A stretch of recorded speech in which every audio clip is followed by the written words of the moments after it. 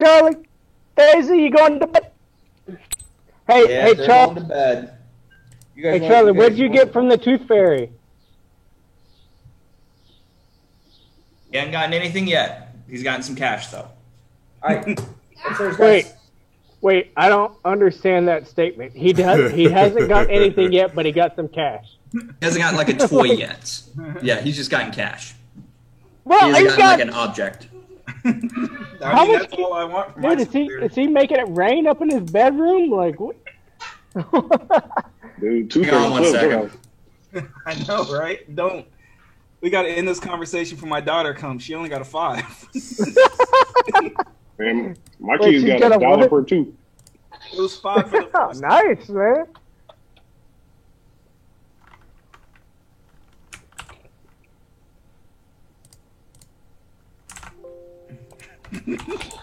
Are they coming back down? We understand, dude. Banshees. Matter of fact, I'm gonna go put the 2 of them. Banshees. Swear. Might as well give him a stat block and roll him into the game. It's insanity. All right. Sorry about that. Okay. So, you cast back in just a second. Casting light behind you. See. So as you cast light behind you, you see another group of these same dwarves all behind you, and you see part of the cave wall from where you came in, back in the tunnel, begin to slide shut. And now there are 5 more dwarves behind you. Thornton, all right, fellas. Back and forth. It's 11-4. Thornton, if you can't get your cousin in the next 5 minutes. No, not 5 minutes. That door, our path out is shutting. We got to go now. Yeah, let's get the fuck out of here. I'm going to take off running toward the dudes. Okay. So you take off running. What direction are you running? Back the way we came. Back the way you came. You're going to run into the 5 Durgar that just appeared in the tunnel behind you. Question: is it fully closed? The doors? No, the door. Oh, the our path. door. Our path fully. Yeah. At this point, like you just see like the door like basically settling, and then becoming just a smooth face against the wall. Ah, well that's different. So among the dwarves, there are about 4 that seem to be in basic leather armor, and a 5th one behind them that is in robes. The one that is in robes moves his hands and begins kind of speaking in what seems to be a different kind of language. Thane, you recognize this as magical in nature. I need everyone's hit points. How many hit points do all of you currently possess? I guess you don't need mine. 32. Nope. 32 for Seth. 32 for Seth. Okay, who's next? Thane has 43. I don't know what numbers y'all are talking. What I miss? Hit points. Oh, okay. Mm-hmm. I was like, what dice did you roll? 30. All right, how many you got? 39, but I got hit for 12 the other day. We rested. We had a whole night's sleep, remember? Okay, so 39. Nice try. Did we not rest on the way before we got down here? This our first battle. Nope. Yeah, but he didn't get hit by the Mouther. Yeah, did. You did? You did? No, Thornton took all the Mouther damage. Yeah, you got punched in the face. No, Seth got punched in the face. Yeah, I did get punched in the face. You're right. Well, that's what he's saying. He absorbed the energy from the punch, and it gave him energy. Yeah, Seth took 4 from getting punched in the face. Hang took nothing because he spent that whole fight basically on the ground. So yeah, 28. Thornton got hit for 21. I think it was because it was half damage for him. So he got crit in the very first round. Yeah. 1.5.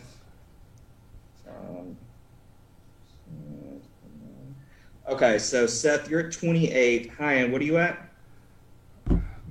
Did this hit that I took a while ago? Like, I don't know what the fuck. You haven't taken damage since we had our night of revelry. All right, 39. Okay. Full health. 39.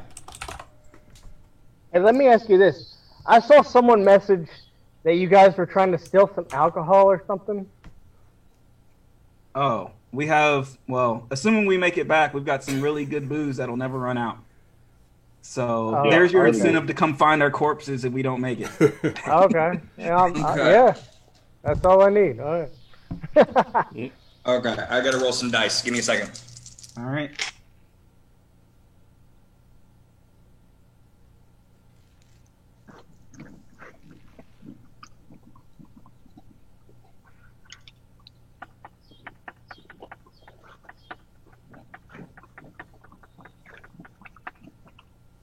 I hope you picked the good third level spell.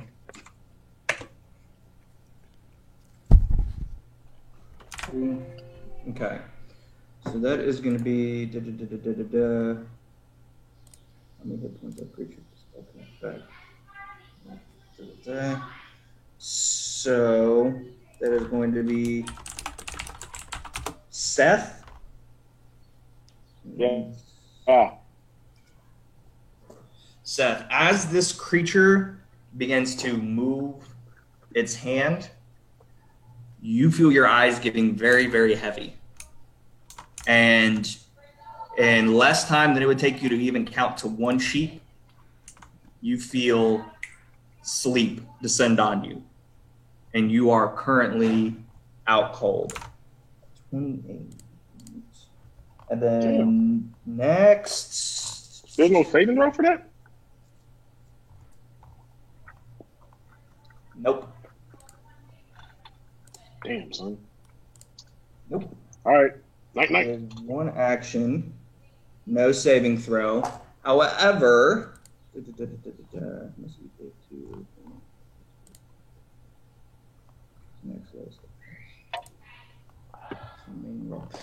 but you are the only one that falls asleep. So you feel the sleep descend upon you, and you guys watch as all of a sudden Seth just goes lights out. And you start hearing those booted feet come towards you from the other side. What are you guys doing? And can you get him up? Slap him? Not thing. Hyan, can you get him up? Slap him or something? We gotta go. Yeah, I guess he's not gonna be happy. I just tried to punch him 2 times. You slapping him awake? Yeah. Okay, Seth, you feel a slap, and you do come back to consciousness, but these Duergar are descending on you very, very quickly, very rapidly, and it looks like they are beginning to draw weapons and draw manacles, both out of the bag. I'm going to... Wait, is Seth up? Or is he still asleep? Seth's awake. Yep. But you guys have got about 10 seconds or so before they are on you. All right. Time to run. Okay. So the way that this is kind of laid out for you, just to give you guys a visual, and I know that we're kind of doing theater to the mind here, so it's a little hard to picture. There is one exit that extends back the way you came. The tunnel almost seems to just have shot you out into one specific point. There is space on the other side of you guys to kind of run down. If the tunnel basically is staring at you right in the face, there's room on this side and room on your left and right to run further down. You cannot see that there is too much room to do so, about 40 to 50 feet on each side, before it kind of like curves and narrows back into the wall. And then there is the pit that is about 15 to 20 feet down. And then there is the other side that you would have to climb the rope out of the pit to be able to get to. All right, narrow is good. We got to get these dudes where they can't surround us. Seth, you want to lead the way? Let's go. I'll take up the rear. Which way we going? Towards where the path, I think the trail you were mentioning kind of narrows around. I guess this is on the edge of the pit. Yep. If you do go against there, you will be kind of in between the pit. It looks like it's a path that kind of starts to sliver back into the wall flush against the cave. So there's not anything that you can see as far as another path out, but you can get gain some ground and go backwards a little bit, and at least maybe get yourselves some positioning. All right. I'm headed that way. Follow me. Okay, Seth, you take off. Are you running? You walking? What are you doing? I'm running. And I throw a light cantrip in front of me to guide my path so I can see where I'm running without tripping. All right. So you throw a light cantrip out in front of you. You do notice that that you got about 40 or so feet of pure clearance before the path begins to narrow. And it's about at that 40-foot mark that you guys go from being able to be standing about 3 to 4 people shoulder to shoulder to down to about 2 people side by side and then 1 person at about the 50 and 60 feet mark, give or take. So you guys are quickly starting to run out of room as you go down that way. All right. So as we get to the 2 people abreast mark, I want to turn and take a shot past everyone running towards me. Okay. So what's your movement speed? I believe my movement speed is a 25. Okay. So you can't get all the way to that point and then do a shot. You can get up to the 25-foot mark and then do a shot, or you can use your action to kind of double dash and get all the way to your position. We've got to make it to the position before they surround us. I can hold them off probably if we can get to, or I can fight them one-on-one. So I'll double dash. Do I still have my bonus action, or is my turn over? You have your movement, and then your dash would be your action. So I think you have your bonus action still. All right. So for bonus action, I want to cast behind me. How are they? Are they tight knit or are they spread out? They're pretty tight knit. They're 3 and 2, kind of stacked. But they are. I mean, they would be about 70 feet away from you or so once you did that. They're at the foot of this tunnel entrance. You guys are kind of just off to the side, and you're kind of moving. Do spells have distances? Do what? Do spells have distance? Yes. Markers? Yeah, so it should say it on your spell list. Yeah, but it's my Sacred Flame cantrip. I don't know that it has a distance. I'd have to. No problem. Let me get Sacred Flame up here. Sacred Fade's at 60. I'd say you're just within range. You're at the outer limits of Sacred Flame's reach. So you could go ahead and give it a shot. Okay. I'm gonna roll for Dex Sacred saving Flame. throw for me. What am I trying to roll here? You are rolling 12. Got to get better than 12. Okay, and who are you casting it on specifically? I'm aiming for the middle of the force running towards us. Whoever's in the middle or closest to the middle, hoping to get them all to burn and catch on fire at the same time. I'm not sure how intelligent they are. Yeah, it's a single target. So if you want to try to aim for the one in the middle, no problem. Yep. All right. A natural 15. Damn. All right. So you do bring your hand up, and as you're kind of running, you're trying to keep track of how fast you're going, where the target is, and trying to really finesse that. It's kind of like trying to throw a fastball in the outer corner of the plate, and you just manage to miss it a little bit, and the Sacred Flame sparks for a bit right in front of the dwarf and stops for a second. and then they begin marching back towards you again. The chef is always the one that knows how to put the recipe better than anybody. Go I'm ahead. the chef. For the purposes of I this, will always be the chef. we're a little behind on this. Why don't you guys roll initiative for me?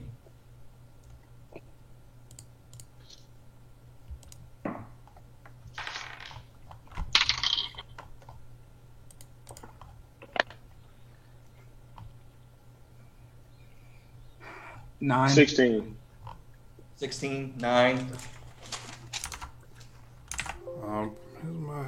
My initiative. I can't find it now. My initiative bonus would be what? Dex plus a D20 plus Dex. Okay, 7 total. I'll find it. That they put you, okay.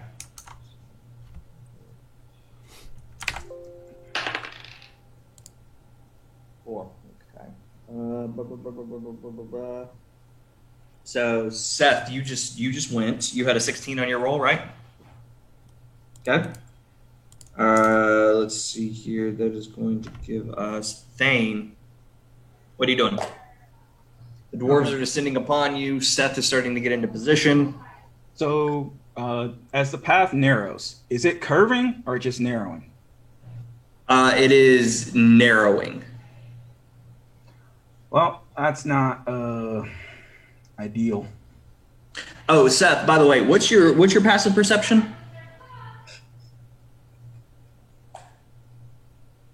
Well, 4, because he didn't hear you. 12? yeah. I didn't know. Thank you. All right, Thane. Sorry. All right. So I want to position myself to the point where it's getting to 1 abreast, Okay. What's your movement speed? 30 feet. Okay. So you can't get there with 30 feet. You could get there, though, if you dashed and took up your action. Stashing my action. Okay. Wait, that will put me ahead of Seth, though, right? It would. So I'm just going to position myself to right in front of Seth. Okay.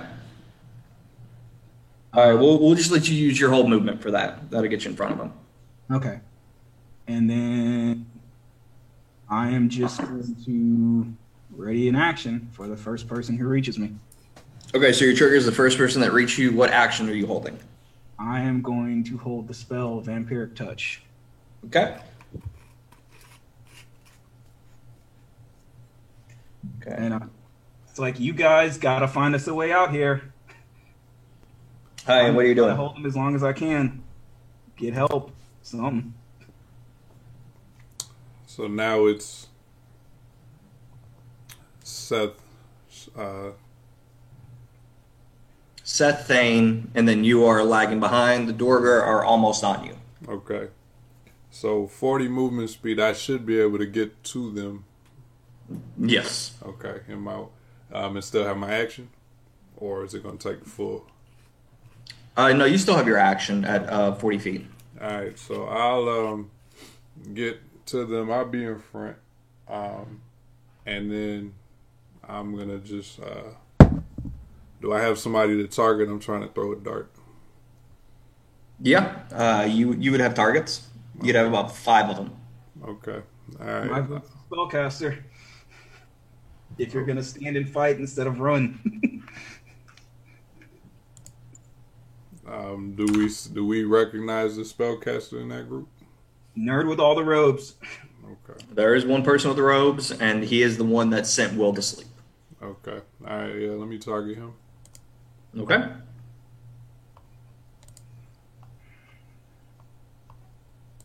All right. Attack attempt is 11 total.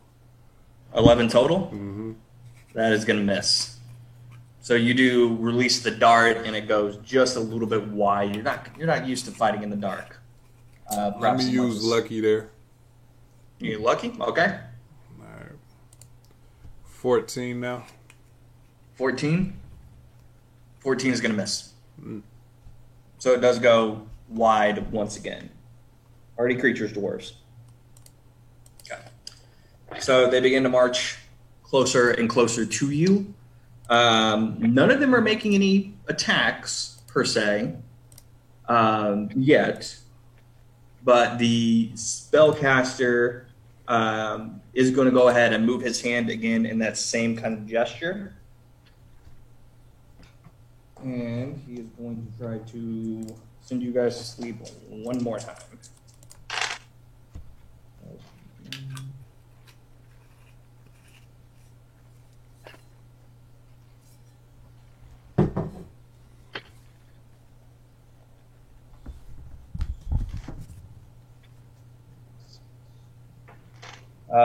Seth,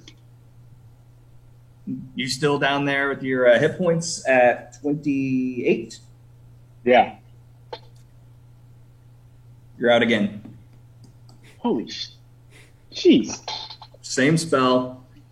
You find yourself falling asleep very, very quickly. And I'm tall enough for the ground to wake you up when you hit, man.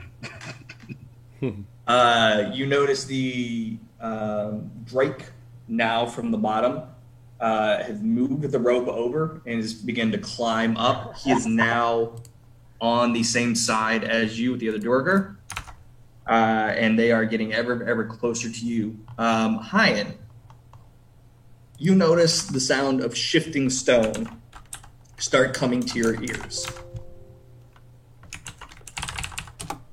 And it is coming from right next to you. As you see the stone begin to shift into the wall, you see another opening begin to appear. And more dwarves begin walking out. You now are surrounded on all sides by about 9 dwarves. And Thornton kind of looks around.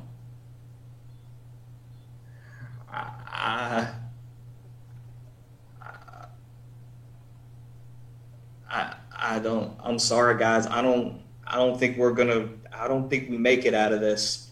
And begins putting his hands up. What are you guys doing? I'm holding my action. It's like, Thornton, they already said they're not going to kill us, so we can surrender after we kill some of them. It's not going to make a difference, man. Kill the nerd, and let's work our way through this. Tell them. Fair enough. Just try not to kill my cousin. And Thornton takes his hand, slaps himself a couple times in the face. You notice he draws a little bit of blood as he hits himself so hard. And he is going to rage. And he leaps forward to the middle dwarf, taking heart at your words. First one's going to miss. And second one's a hit. So it kind of takes him a few seconds to find his footing. First swing goes wide. Second swing sinks in. Where are you?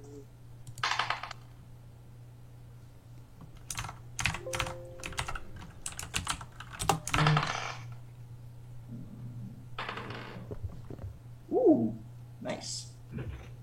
Okay. So that is going to be 22 points of damage on the crit.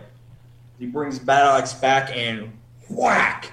Hits the person nearest to him, which would be the dwarf on the left, straight into the sternum with the axe. And the dwarf, a little bit of blood comes up. Doesn't go down, but is looking pretty rough. So that is Gordon's turn, and then he uses the rest of his movement to scoot back. He is, with his short legs, in front of you, Hyan, and he is kind of first in the line of everything. Meanwhile, Seth is out. Thornton's holding. And you guys are about to be surrounded by 9 Durgar. Thane, a Durgar does come about into your line, about into your space, and he is holding up a sword kind of warningly to you and advancing very slowly. But he is about in your melee space. It looks like he's trying to bring the sword up to your neck, maybe. Works for me. Cool. All right, Vampiric Touch. What am I doing on this guy?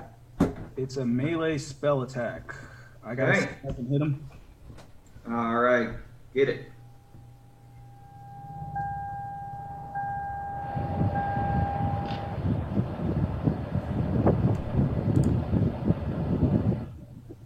All right, 1 second.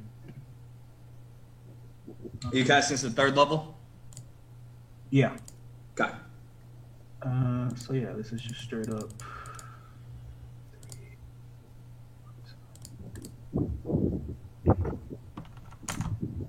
It's going to be a 25. 25 to hit? Yes. Yeah, that definitely hits. Go ahead and roll damage. That was going to be a problem. All right, that is 9 necrotic damage. Okay, so, and I think you take 4 points of healing if you needed it, which I don't think you do. So at 9 necrotic damage, you guys watch as Thane kind of extends his hand and this sick, whitish gray light kind of emanates from his hand, slowly envelops the dwarf, and then just almost like a rushing sound, just brings some of the energy back into himself. The dwarf buckles a little bit, and then brings a sword back up to your neck, and is going to hold it there. Hyan, it's up to you. You taking any action? Seth is still asleep. Seth is asleep. Yep. Okay. Can I try to wake him again? Absolutely. It's going to take your action to do it, though. Okay. And so I don't get a bonus from that since it's because I don't want to hit him twice. No. Your action, you have to take the attack action, and since you're using your action to aid or wake your ally, you would not get the bonus attack on this. That's fine. I want him up. Okay. All right, so you do wake Seth up. By the time you do manage to wake him up, you guys are completely surrounded by the dwarves. They are kind of pushing you to where you're on the very, very edge of the crevice. And you guys are completely surrounded. You each have about 2 swords trained on you with the spellcaster standing in the back. And it's about that time that Drake comes up and says, well, could have made it easier. And you feel manacles begin to be slapped onto you guys. Anything you guys are doing? So the cavern's still to our right? To your right, you guys have basically run out of space. The cavern is beneath you. That pit was about 15 to 20 feet or so down. And it does seem to be that is the most shallow structure that you can see offhand. So I'm going to say, Hyan, you should probably take stuff and take your chances running. I'll see what I can do. I'm going to resist my guys trying to hit me with manacles. I'm going to hit that dude with a flail. Not the flail, the hammer. Okay. Go ahead and make an athletics check for me. Don't. That is an 8. Okay. 13 plus 3. So you go and start trying to fight against them. The manacles do come on. You do manage to buy Seth and Hyan a little bit of time. You kind of threw yourself into the whole wreck. You guys trying to run? Because it's gonna be a jump if you guys are wanting to run, or you could try to juke and go past the 7 or 8 dwarves that are kind of surrounding you guys that aren't dealing with Thane. You can try to juke and move past, but it's going to be a disadvantage. It's only 20 feet. You got that, right? So I got a question. Being that I am a halfling, I am capable of hiding in the shadow of my attackers. If I combine that with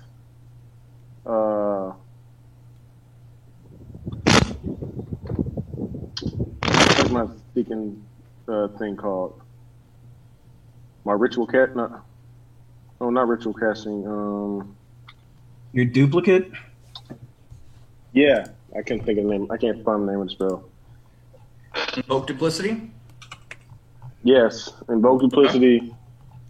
Leave my double in my place, attacking the people who are attacking Thane, and I want to stealthily make my way, hiding from shadow to shadow, to the spellcaster. Okay. What's your spell DC? No, this is an ability, so that wouldn't even matter. This invoke duplicity is a channel divinity. Yep. Let me just look at one thing on it real quick. I'll get back to you and see what you can do on this.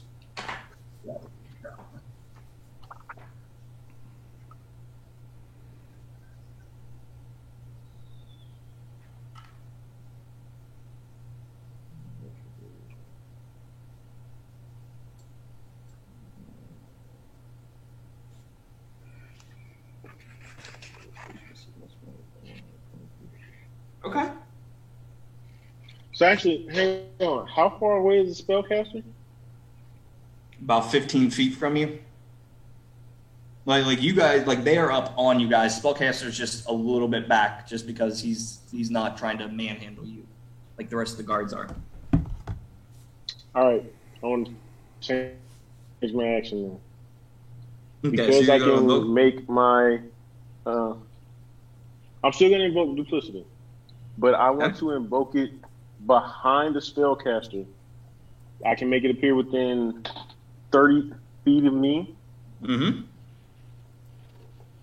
Okay. I So- want it so- to draw a dagger and put it to the spellcaster's neck. I'm pretty sure on invoke duplicity, you can use it to channel your spell casting through it, but I do not believe that it can utilize a weapon. Let me double check. Oh, I see. It can't stab him, but he doesn't know that, does he? Unless he figures it out. That would be true. So let me. It is an illusion. Okay, so it is an illusion. That being said, the illusion is not solid. So you can bring a knife up if you do once, but you cannot grapple or grab since this is an illusion.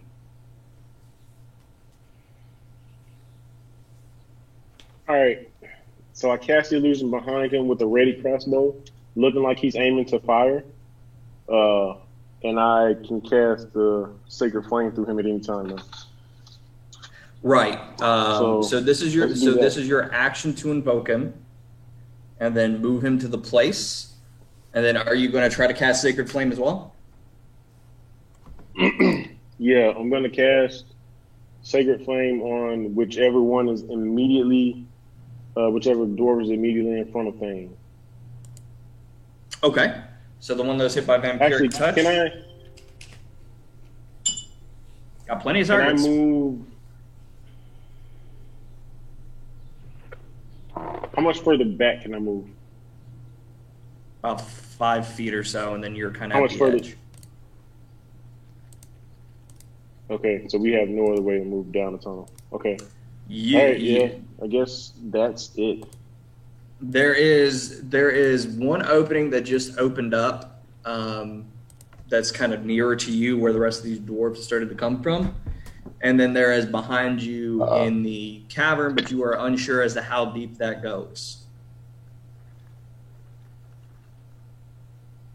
Like the precipice So that you're the- on can go down to. So the tunnel just opened up where the dwarves came from? The tunnel opened up almost like a completely, what you thought was a blank slate of wall, all of a sudden just shifted and moved, and there is now a new opening there that was not there a moment ago. And it looks like an exit, basically? It's a hole. It's about It's about big enough for about 2 people to get through, side to side. Yeah, it almost looks like part of the rock has shifted naturally out of it. Right. So okay. Also, last question. Sorry. Is No. an actual dwarf holding Thane at this time? There is not a dwarf. There are dwarves that are grappling with Thane right now and putting manacles on him, but no one that is holding him from the perspective of there's nothing you can. You have a line of sight onto them. They're kind of beside you. They're kind of beside him, like grappling him and putting the restraints on and trying to restrain him there. Okay. All right. So there's one in front of him that's dying, right? The one that was hit with vampiric touch. There's one that's dead from Thorin. There raging on? are 2 that are wounded, but they are both still up.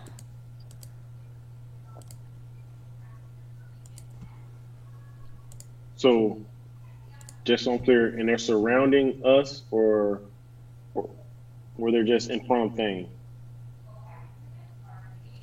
So you guys are all clustered pretty close together at this point. So you are kind of more in the back, about as close to the precipice as you can get. Thane and Hyen and Thornton are all kind of more in front of you. Thane is currently being restrained. He's got 2 guards on either side of him.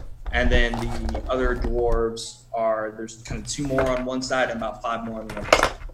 So they are pretty well spread out, kind of almost like a little semicircle ring around you guys. All right, so basically I want to attack the one with Sacred Flame that looks most advantageous to letting Thane go. Okay, so that would be the one that he hit with Vampiric Touch that's on his right. Okay. And that's the one I'm aiming for. Okay. Dex saving throw? Yeah? Yep. So they're going to be a 13. 14 minus 1. He just missed. Yeah, it had to be a D12. Okay. Better than D12. All right, so you do try to cast a Sacred Flame, and it does just spit Actually, off a I'm little sorry. bit. My spell save DC is a 13. So it's a 13 save, and you roll Yeah, 13? so he makes the save. Yeah, that would No, be it's a still make. much save. Never mind. Wait, what was the problem? All right. Okay. All right, give me 1 second, guys. Sorry. Go for it. Why are you guys not running? Sorry, I didn't know my camera was off.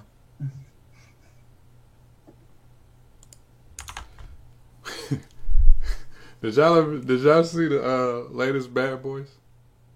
No, I didn't. Bro, this is a joke spoiler, so it's not really gonna fuck too much up. But they was in a plane,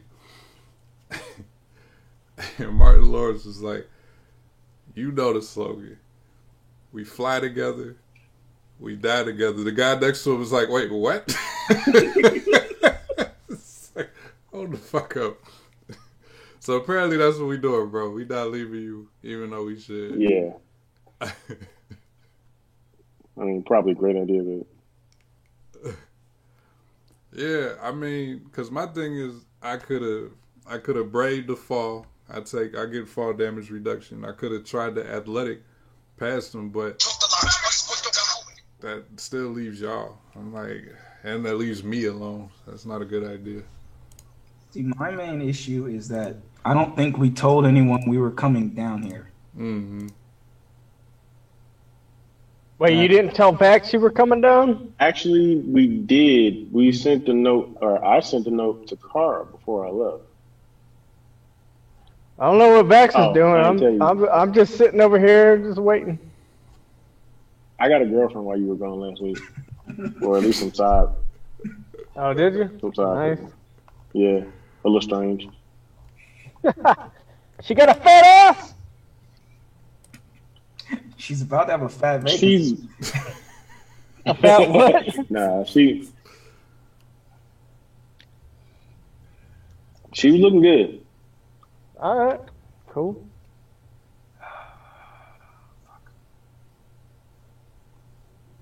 So I just want to point out that 3d6 is a lot more damage on paper than it is when you roll the dice. Dude, I ain't had nothing hit all night, and it's bothering me. All right. Sorry about that. You're So, the Sacred Flame does go a little bit wide. It does miss. Anything else you'd like to try to do? You've used your action and your bonus action. So my action was the Invoke Duplicity. The bonus action was the cantrip for Sacred Flame. So I'm going to now use my movement to try and slide into the shadow of the alcove or the door that just opened behind the dwarves that were near me, since I can hide in the shadow of my attackers as a halfling. Make an acrobatics check for me, because you're trying to see if you can maneuver and dart in between the legs of other people without being noticed. Because dwarves are already short. So Okay. 15. 15? All right, I'll roll against. That is a 6. So you manage to dart in between the grasping hands, and you hear the dwarves, "Get out, good, hey, get that!" And you just kind of juke, almost like a little running back, and through the hands. I will say that goes through 15. I will say that you, this round, can get to the entrance of that kind of opening. And that's about as far as you're going to be able to get, because you have 25 feet of movement, I think it is. Yep. Yeah. So you are just at the entrance of the cave. The other dwarves can start trying to run and try to grab you, but it'll be... We'll see how it goes. Sure, that works. Okay. Let's see here. Thane, you are currently shackled and bound. It is difficult for you to be able to do too much. The manacles on your hands are heavy. They seem to be pulsing very, very faintly. And currently you have about 3 dwarves that are all grappling you right now. So you are considered restrained, and you have very, very limited options. But would you like to try anything?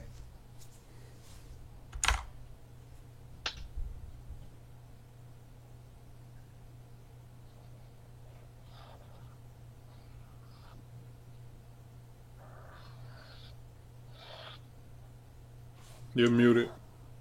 Yeah, you're on mute, buddy. Can't move, and my attack rolls have disadvantage. Correct. And dex throws suck. Actually, sure. Since they're gonna keep being nice about it. The guy who I vampiric touched before, again. Okay. You extend your fingers and attempt to do the vampiric touch, and you feel the bands vibrate more strongly on your wrists, the restraints, and the spell fails. Son of a bitch. Well, I guess that's it for me. Hyan, anything you'd like to do? They are currently attempting to put shackles on you. Okay. I would like to try the athletics over to Seth if it's not too late. Okay. Go ahead and make an athletics check for me. I'll roll against. It's a natural. Nat 20? Nat 13. So, using your dope-ass monk shit, as I've heard it been described before, nice. You managed to kind of parry and start juking your way, taking a little bit of a cue from Seth.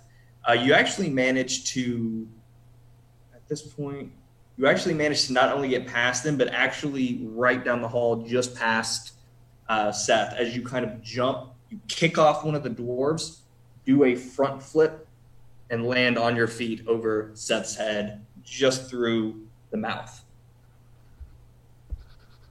So you guys are free. Thornton is wrestled to the ground and restrained. You hear him swearing and yelling. You hear thuds. You hear someone go, "Ah, you broke my nose, son of a bitch!" And then you see another dwarf jump on top of the pile. About 4 dwarves are now having to restrain Thornton. Thane is currently being grappled and restrained as well. And you hear the footsteps from the other side as well start to disappear from the other side of this cavern. General chaos right now. I got a quick question. Yep. So my duplicate never got a action, Nope. and we never. Yeah, So you did my- brought the duplicate into being as your action, and then with your bonus action, Okay. you cast Sacred Flame. Yeah, so he doesn't give you an additional action. You can just use through him different Got versions it, of my your bonus action. actions. Yeah, yeah, Okay, cool. that's what I need to know. Thanks. All right, no problem. So, hi and Seth, what are you two doing? You're the only 2 characters with really much action right now. All right, so I'm gonna give a loud whistle and get the spellcaster's attention to see if basically I can get our motion to stop. You're gonna whistle to get his shouldn't be attention and acting, then give him a motion to stop. Yeah, like I'm trying to get everybody to stop. I don't think that costs an action. Okay. No, go ahead and just give a whistle, and there's a momentary pause. Are you doing that, or is your duplicate? Fair question. Actually, question: did they notice me dive away, or am I like hidden, or is everyone aware I'm standing there? I will say that they are aware that there seems to be 2 of you that is there. They are not sure exactly at this moment which one is which. All right, so let me use my my duplicate to get everyone's attention Mm-hmm. and threaten the life of the spellcaster. Because this is just verbal right now. Go for it. So, hey, let Thane go, or your spellcaster takes one in the head. And which one is Thane? The one with the manacles on it, the other wizard.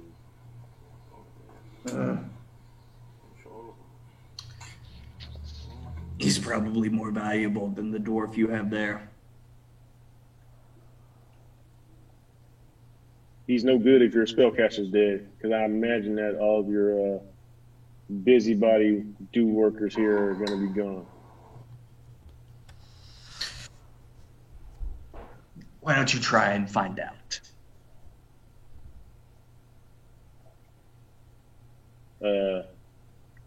Seth whispers to Hyan, "Got any other bright ideas?" Hey, can I just interject here for a second? I drew Seth's girlfriend. What's up? Let's see. Ow! Oh my god! Is that what she looks like? Is that what you pulled in? My Oh! I don't know, man. That's fine. god! I mean, she does have a fat ass, but... Wow. That was not my bright idea, by the way. That wasn't it. That wasn't in my mind at all. Show that to me somehow. Oh my god! All right, carry on. Okay. Okay. Seth, you have done that. You've whistled. You got their attention for a second. They seem not really too concerned about that. Yeah. Okay. All right. Anything you'd like to do?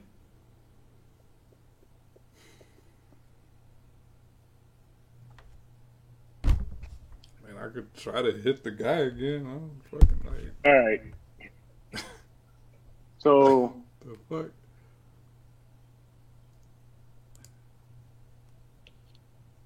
all right. Oh, shit. All right. All right. So I'm gonna allow my bonus action to be used through my duplicate to try and burn this wizard's face off. Seeing as how I am point blank standing next to him or directly behind him. Good. All right. What are you casting? Sacred Flame to the face. Sacred Flame to That ought the to come with an face. advantage. I mean, there's no, Like I mean, I guess there's no advantage, but it should be disadvantage to the favors, bro. Well, that's a natural 6. So pretty sure that's going to It not hits. save. With a -1, that's a 5. Yeah, you got to hit. Go ahead and roll damage. Fire to the face. All right, what are you rolling for damage? You're rolling a 1d8. Where's my 8? All right. 6 for damage. 6 damage. Okay, Yep. so you release your Sacred Flame, and it bursts into the face of this robed dwarf, and he gives out a kind of guttural cry, falls to the ground. You fucker! And that is going to be your bonus action. Anything else you'd like to do? Dude ought to be dead. I set his face on fire, or having some breathing problems. All right. Where is Drake now? Drake is kind of just in this mass of dwarves. He's about 2 dwarves away from you, essentially. Okay. Can I still see the spellcaster? Oh yeah, That's the one you. he's right next to your duplicate. Yeah. Okay. All right. I am going to. I'm gonna shoot him with a crossbow. Okay, go ahead and make an attack roll. 19. Actually, plus my dex 22. That hits. Go ahead and roll damage. I like how we're going with the Avengers option.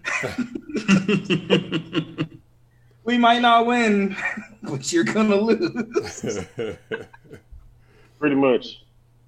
All right. Let's see. There we go. 1d8. 8. 8 damage. Okay, so after you blast him in the face with holy fire, you then shoot him. And actually, since he's bent over, kind of double right now, you shoot him right up Main Street, right up the asshole. Just thunk. And there is now a crossbow bolt sticking out of this poor dwarf's ass. And he gets kind of another strangled yelp and falls onto the ground. I shot me in my ass. He did warn you twice. You said you didn't care. Well, He believed you, man. He starts trying to pull the crossbow bolt out of his ass. Seth, is that end your turn, or you got movement? Hold on, like, is it in the cheek or is it like in the hole? I gotta figure this out. It's Is it in the cheek or in the hole? it looks like pretty much up in the hole. It's hard to tell for sure, but Yeah, it looks he's like got somewhere dots around on. tailbone, up in the hole. He's dying. So okay, great. He's not casting any more spells. No, How much further he is up- writhing around. How much further up the tunnel can I move and still have a visual? Up the tunnel. The way that the tunnel kind of curves down and around pretty sharply, about 10 feet or so, then you start losing visual. All right, I'll move 8 feet of that because is it down to like one person per like like single file at that point in time? You're still the cave itself. You're still at about 2 people side by side. You can kind of fit down through, and then the cave kind of curves up and down and around, almost like it's going further down, more towards the crevice, Like but the behind a little, wall. little side entrance, right? The little side entrance where they came out. Okay, yeah. Right. So I'm moving another 6 to 8 feet back, just so I'm further away, but I can still take good shots. Okay. Hein, anything you would like to do?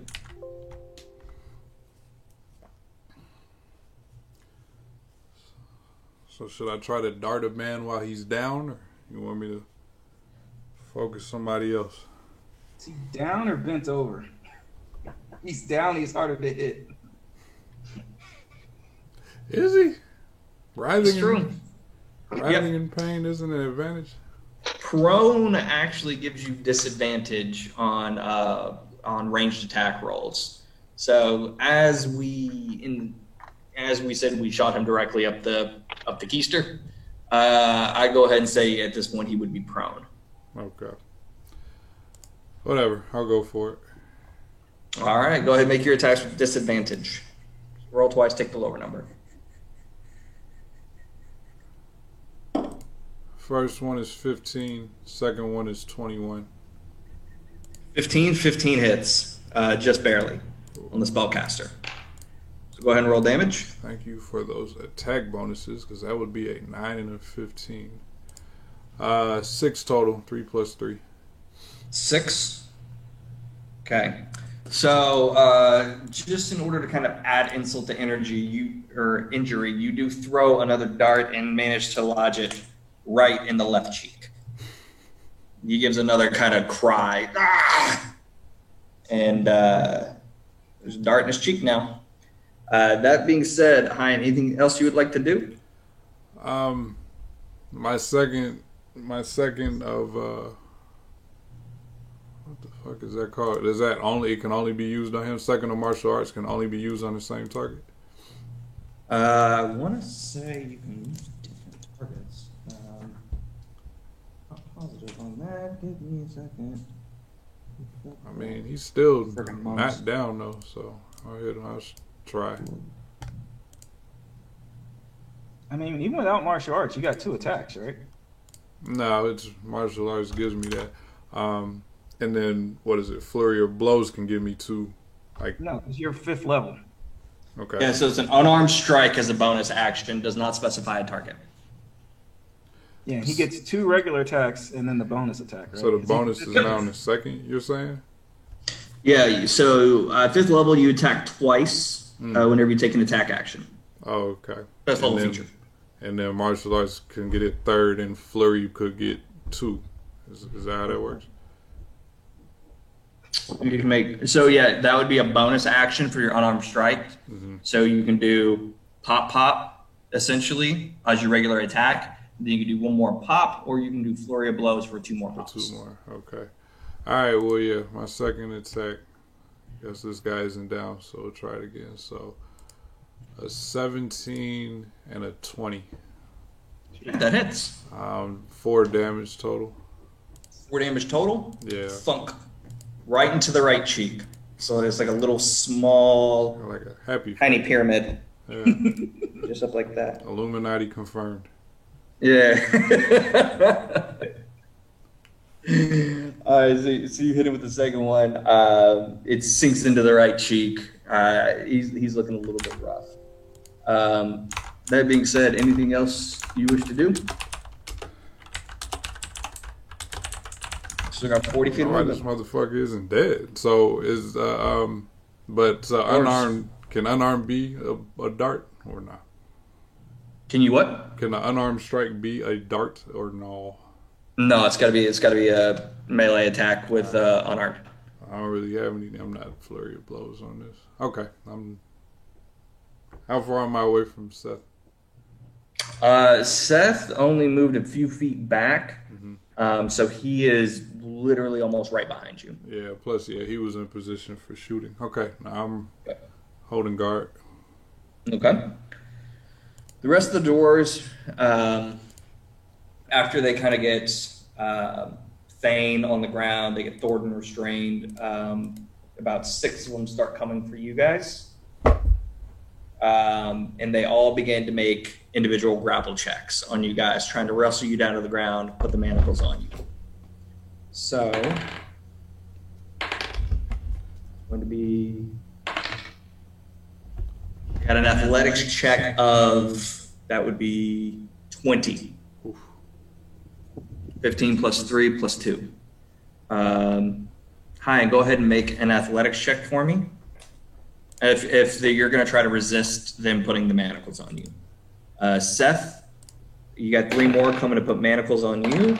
I'm getting so lucky. This is another natural 20. Okay. If you want to, you can kind of deflect and keep moving aside. Seth, I need you to, on an athletics check, beat a 16.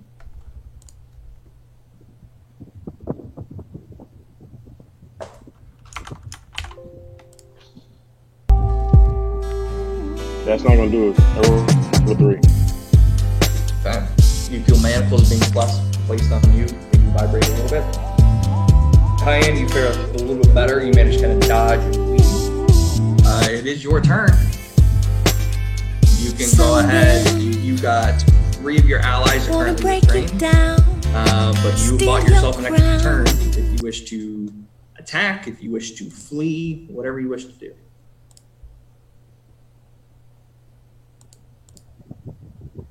Run. Yeah, help. Go get help.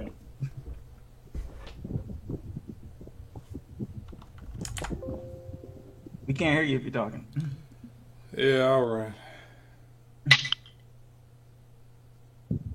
What are you doing? I said, yeah, I'll try to run. Try to. Maybe try to run? Yeah. Okay. So, I think you've got.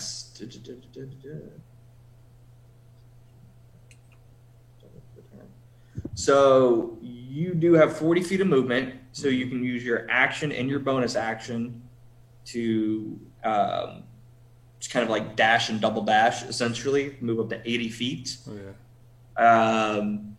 You will, however, be going down a tunnel you have not explored. You do not know where it goes, but you're more than welcome to start running.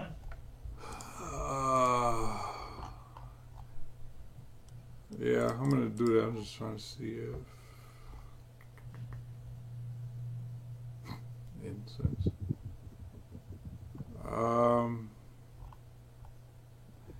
Yeah, I don't really have anything for lighting, but what I'm not going to do is stand still. So, just keep it moving. Okay.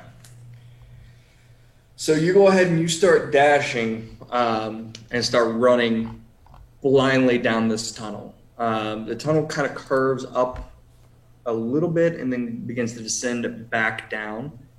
As a monk, kind of being chased by dwarves, which have a little bit of shorter feet, I'm going to go ahead and say, for the purposes of the narrative, real quick, you do manage to escape if you do want to. However, I would need you... Is there any particular direction you're trying to go, or are you just running for your life? I mean, the goal is to try to get out. So hopefully, while moving, between perception and dark vision and all that, hopefully I can start seeing something that suggests the surface. Okay. Go ahead and I will say make a nature or survival check for me. Go ahead and make a survival check. See if you can get out of here. 7 total. 7 total.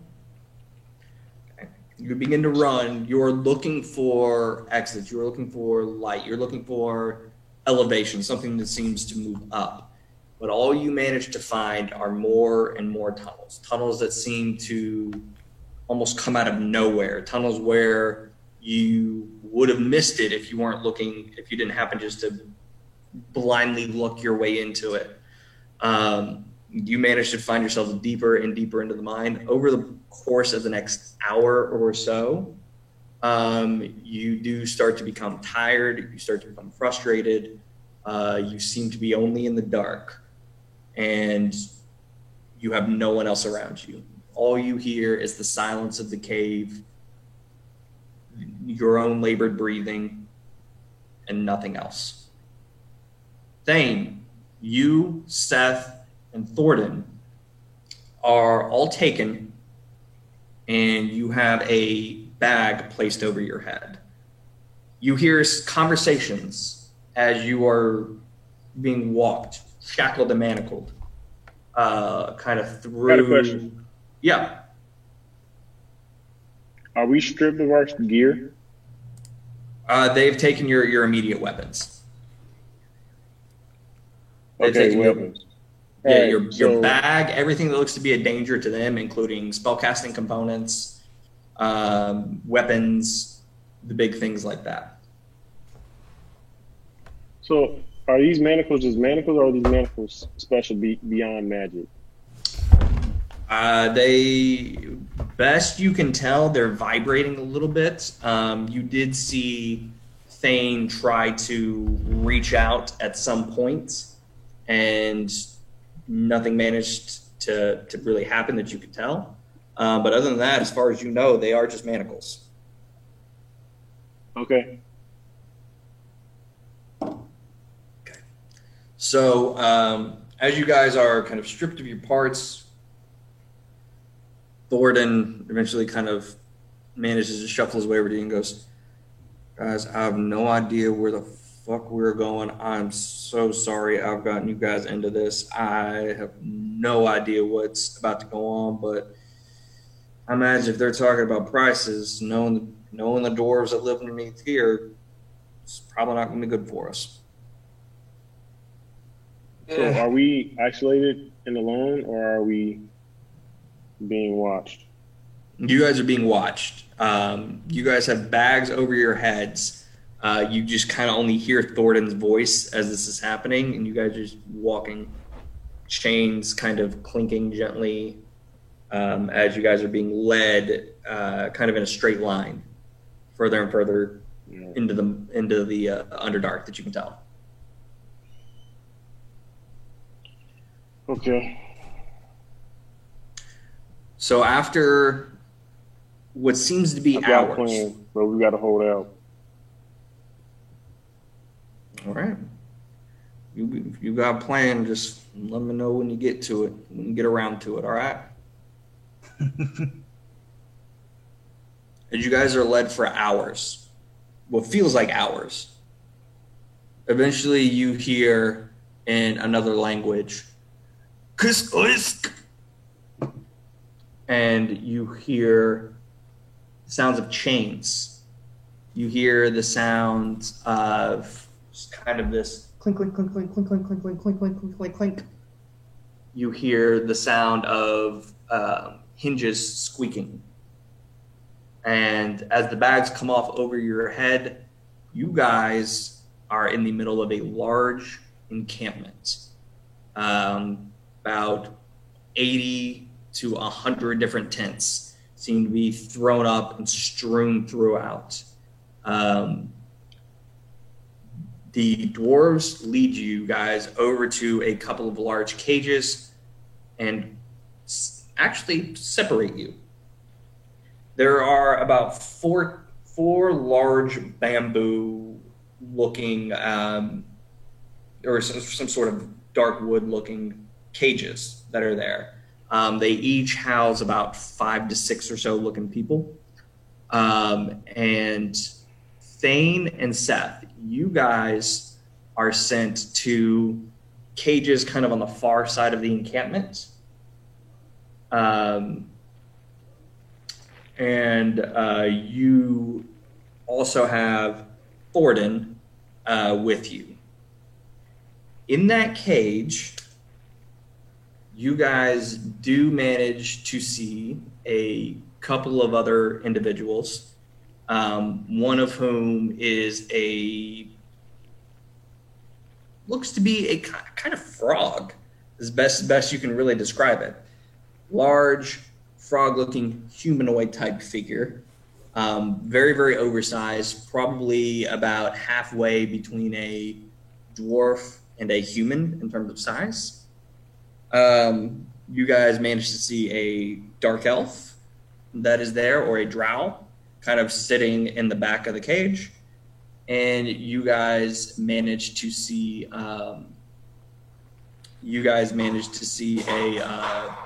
gnome, a little small dark colored gnome there.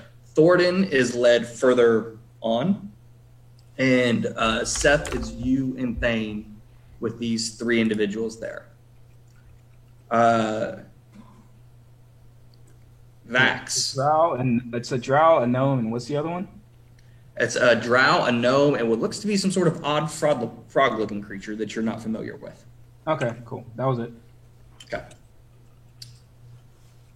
Vax. Holy shit, I'm doing something? Yes, you are. Okay. You come to and wake up, and strewn across your room at the inn, all the way back in town, are various wine bottles, spirit bottles, empty mugs, and you and two young-ish, early adults, two girls lying on either side of you, and while you sit back, arms splayed out, companions at your side. You've had so much fun over the last few days. You had completely fucking forgot about some of your buddies. Just spent in carnal, pure bliss. And I guess they forgot about me too. Yep. Maybe they didn't wish to disturb you. Try to wake you up. Like, oh, Max is doing so. Okay, well we're gonna go and ahead without him. Okay, I see how it is. So your female companion is by your side, Vax. What would you like to do?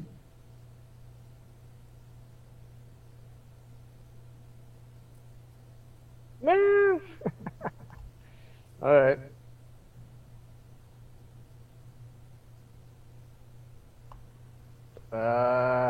I get up.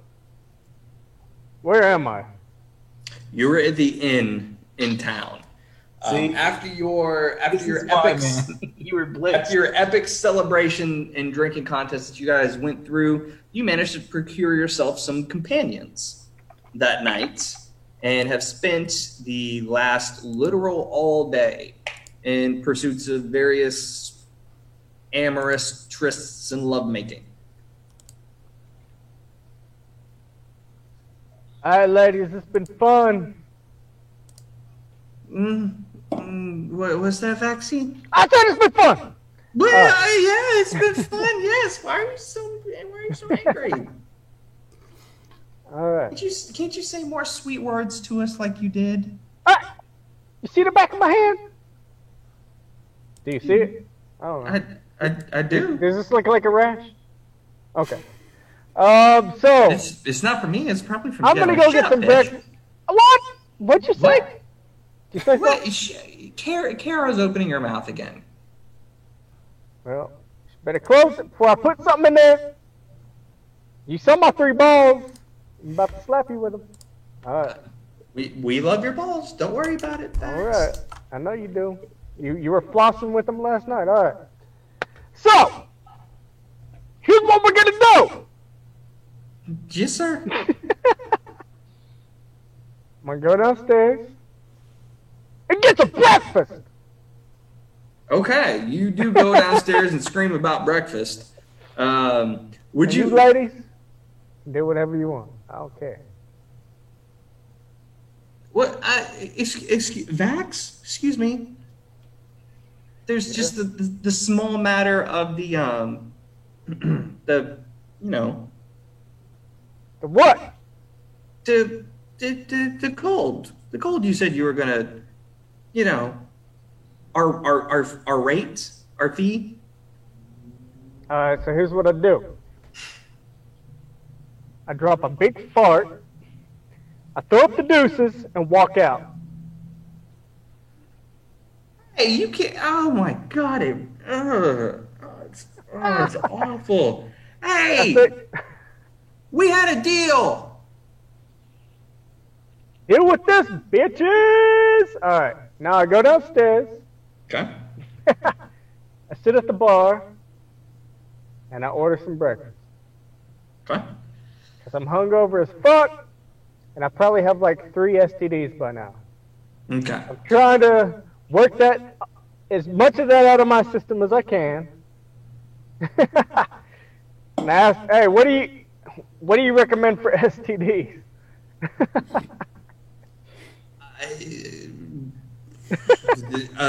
A cleric? I assume there's got to be one. Weren't you traveling with a cleric? Little shorter individual? Oh no, they ditched me. They ditched you. Yes, it's a sad tale. Oh dear, I'm sorry to hear It's that. as old as time itself. But my friends ditched me while I was banging some disease-riddled prostitutes. Now I need some eggs, and bacon, and an ear to hear my woes.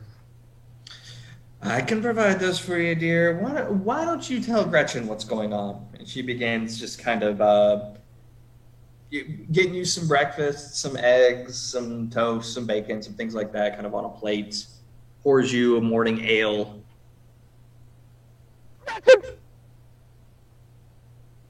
Listen to me. First of all, these eggs are banging. Like, you did something to them. What did you do to them? They Paprika's the secret. Paprika? Mm-hmm. Man, I thought I was dragon jizz, man. You did something. I was like, damn, all right. So here's what we're going to do, Gretchen. By all means. All right. You're going to be my new companion. And we're going to go find my old companions. I'm confused as to what you mean by companion. No! We don't have no time! Okay. One more time with a little less yelling. What was that? Hey, come here, Gretchen. Just lean in a little closer. She leans in. And I whisper, girl, we ain't got no time! Ah! You rat. All right, Good enough for this. come on, let's go. Come on, hey, no, I can't leave the bar. This Why is not? my home. come on. Adventure awaits us. Adventure, intrigue, all kinds of good stuff. Let's go. My good sir, I have spent 40 years just working this bar. All right. This is all I know. Gretchen, I understand, but here's the thing. I've been looking for a while. Like, I've been searching all over the globe. Like, a lot of my adventuring has been about someone who can cook me some amazing eggs. Like, these fools, they couldn't do it. They can't make eggs to save their lives. But you, these eggs are amazing. I need a companion that can make me good eggs every morning. Let's go. How about I give you the recipe? How about that? All right, girl. You gonna do it like this? All right. How about this? You may want to check the mayor's house. I think I saw your friends You know talking. what? I stuck my dick in the mayor's mailbox yesterday. You know what? Okay, here's what we're gonna do. Here's what we're gonna do. Gretchen, do you like romance? Who doesn't love a decent romance? Okay. Do you like adventure? I am not much of the adventuring type, I have to say. Gretchen, do you think I'm a cool guy? So far, you have yelled at me. You have mentioned that you have various diseases that you have been riddled with. And you have complimented my eggs. So, yeah, I'd say I like you decently. Good. I like it. I like you. I'd like to keep making you eggs, but only if you are here. All right. All right, Gretchen. Fine. I see how it is. I don't want to pressure you to do anything you don't want to do. But how about this? I will give you a good tip. If you can just point me in the direction of someone who will be my new companion. New companions. You gotta know someone in here. What about that guy with the humpback over there? Steve? Yeah, Steve. You don't want to adventure with Steve. Man, His hump smells if he doesn't wash it. well, okay. Your stabbing Steve is a pretty good dude once you get to know him. What about that girl with the weird bangs? Didn't you just finish sleeping with Darla? You probably know her as well as I do at this point. Oh, she came down? Oh, shit. Well. Vaxie Poo! Oh, fuck. There's just a small matter of our payment, if you recall. Oh, man, I thought I got a discount because I got so much hepatitis that you had to take that off the final tab. Gretchen, he's trying not to pay me. Dala, dear, I'm not in the middle of this. I don't want anything to do with this. And Gretchen kind of just waves her hands and starts stepping back. You don't pay me, Baxi Poo. I'll have to start talking. Talking about what? You don't know me. Well, you're 3 balls, for one. But number 2... No, the whole town knows that, bitch! Fine. Number 2 is I have a certain gentleman that likes to make sure that I am well taken care of, as I'm sure you may know. Is this the guy who gave you hepatitis?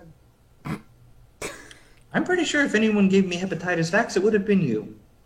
No, you gave it to me. Yeah, I think you gave it to me. All right, well, we can... Semantics aside, all right, who are you talking about? Is he going to be my companion? I think he would be your companion up until he beat the tar out of you and then took all of your money for not paying me. For a companion? To go on adventures with. Look, it's 10 gold for each of us. Surely you can afford that. You know, I would if your pussy wasn't so stanky. What? Okay. Fuck. Okay, Maxie. Oh, We'll see my you God. soon. And she goes and walks back upstairs. Bye, ho. Asshole. What? Hey, Gretchen, I need some more eggs up in here. As you wish. She goes and starts making you more eggs. It is about that time that the door does open, and you, Vax, see the familiar older gentleman that used to be the proprietor of the weapon shop before Seth has since taken it over. And he comes in here, just get one for the road here before, and then he stops and looks at you. Ah, shit. It's just my fucking luck. Gretchen, just a coffee to go. That's all. Gotta get to Calaman here in the next few days. And he comes over to the counter and just kind of sits there and looks at you apprehensively. Looks away. Back at you. Away.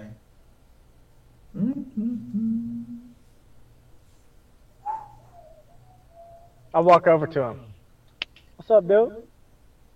Oh, hi there. It's you, I take it. Very good. Gretchen, how's the coffee coming? It'll Wait, be is this just the a guy second. I have to I brew a slapped new his face with my pot. dick? Huh? Is this the guy that I slapped his face with my dick? Is this the same guy? You slapped so many people in the face with your dick, I can't keep them all Hard to keep straight. track, yeah. But this is the older gentleman from the weapon shop. I believe, I can't remember if you smacked him or just exposed yourself to him. I don't have notes on that part. Sorry. Come on.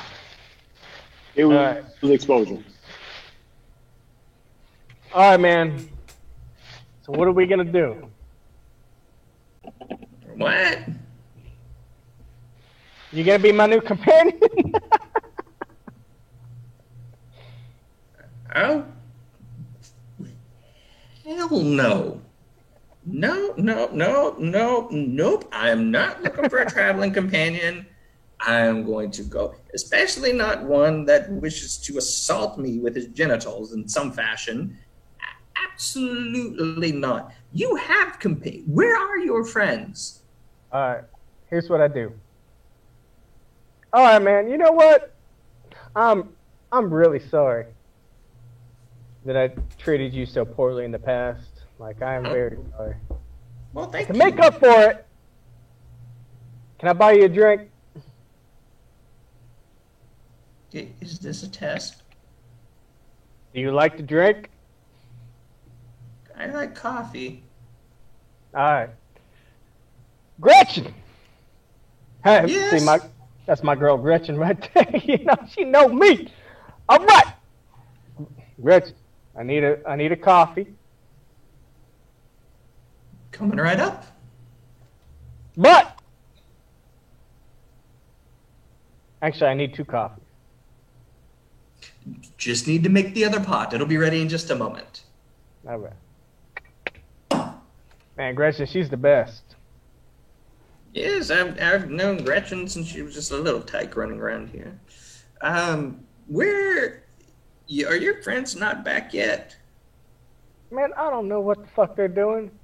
They're in the mines. They Who told me said? before. Huh? They told you they were going to the mines? They did. Well, they're Who probably did? dead by now. I don't know. They probably are. I warned them. I warned them the best of my ability. Don't go into the mines. They're not going to survive without me! Yeah. You probably wouldn't make any difference, but nonetheless, I did tell them not to go in there, and sure enough, they went and did it anyways, apparently. Went in there yesterday, I believe it was. Did they? Okay. All right. Gretchen! Where'd that come? Yeah, just a moment. Anyway, so how you been doing, man?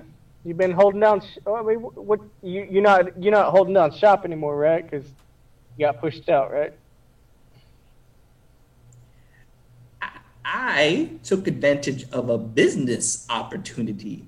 Thank you very much. Nobody pushes me out of anything I don't want to be pushed out of. And you would do well to remember it. And he So what kind you of doing now, pokes you Holmes? in the What you doing now? chest. What are you doing now? I'm going to Calaman as soon as I get my coffee in me and Calamine lotion. All right. leave this conversation. Oh, thank you, Gretchen. Thank you so much. He Oh, goes, wait. Before you drink, we got to make a toast. And here's what I do. I turn around. I put the lemon snail on the coffee. It's your last one. No, wait. Before I do that, I say, hey, look over there. Make a deception check. Oh, I don't say look over there. I say, hey, isn't that one of my companions coming in the door now? Okay. Go ahead and make a deception check. Uh,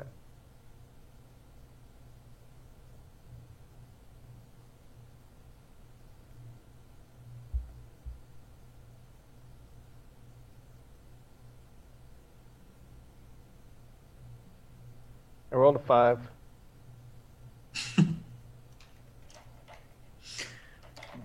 With your charisma and deception, do you have any proficiencies?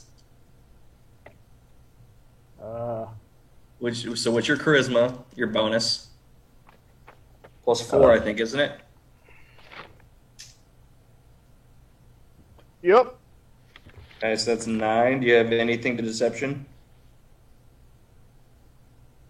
Nope.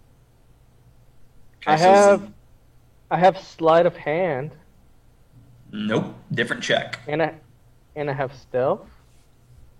Different check. Deception. Alright. Okay. So a 9 total? Yeah. Okay. So his eyes flicker just for the briefest second over to the side. Just, you know what? I think I've, maybe seen that trick before. How about I just take my coffee? You realize that ruses that are hundreds of years old don't affect everyone, and I go about my merry way. All right. Chugs Here's his what's gonna coffee, happen. sets it down, and begins to turn away from you.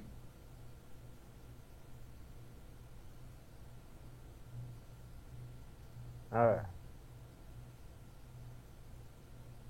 So. Well, I reckon I better get on the road to Calaman. I have a business opportunity, so I will see you hopefully never. And he goes and starts walking out the door. All right. I follow him. Yes? No, he doesn't know I'm following him. Oh, okay. Now you'll need to make a stealth check. All right.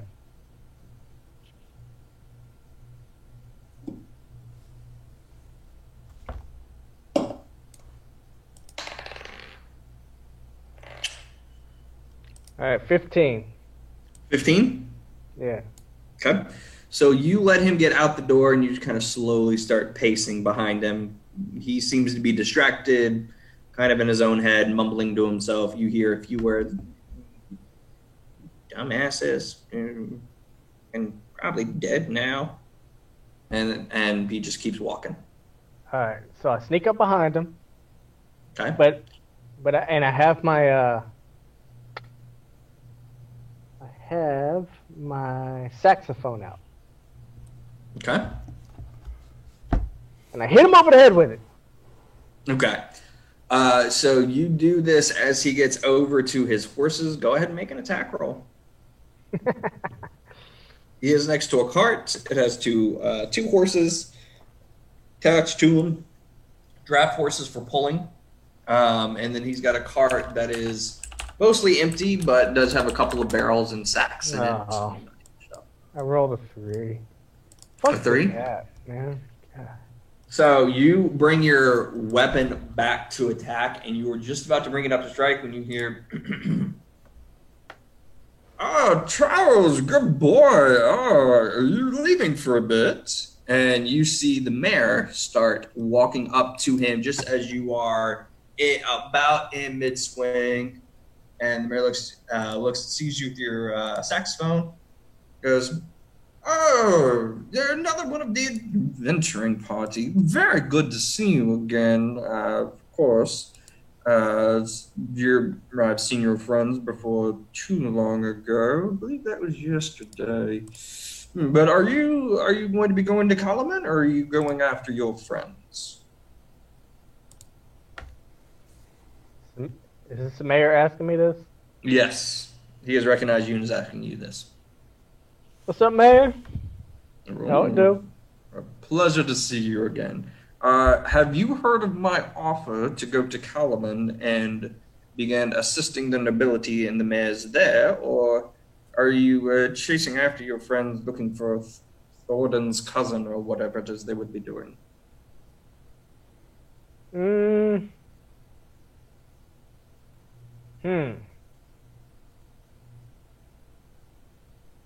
Hey, mayor.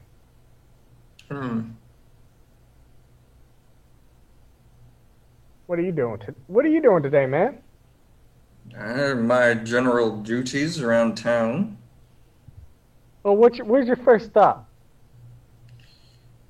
Uh, uh, Carol, Carol.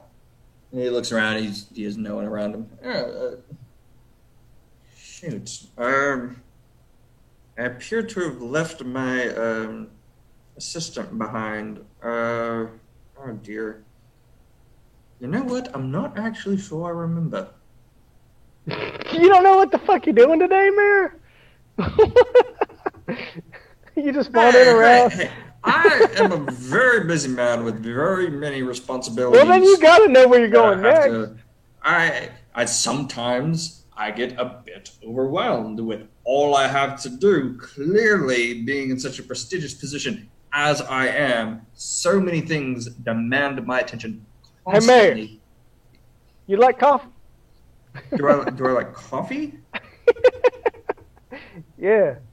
Yes, I do quite enjoy coffee. Gretchen makes some very fine coffee, as a matter of fact. That is where I'm going first, as a matter of fact, to get my coffee to Let's start go. off my day. Hey, I got some gripes, man. I got a few issues I need to bring up. Hey, let's go to the tavern.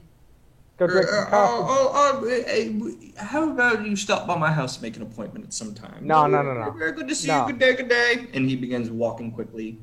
I'll towards the follow tavern. him. I'll follow him. He's not gonna get away. Yeah.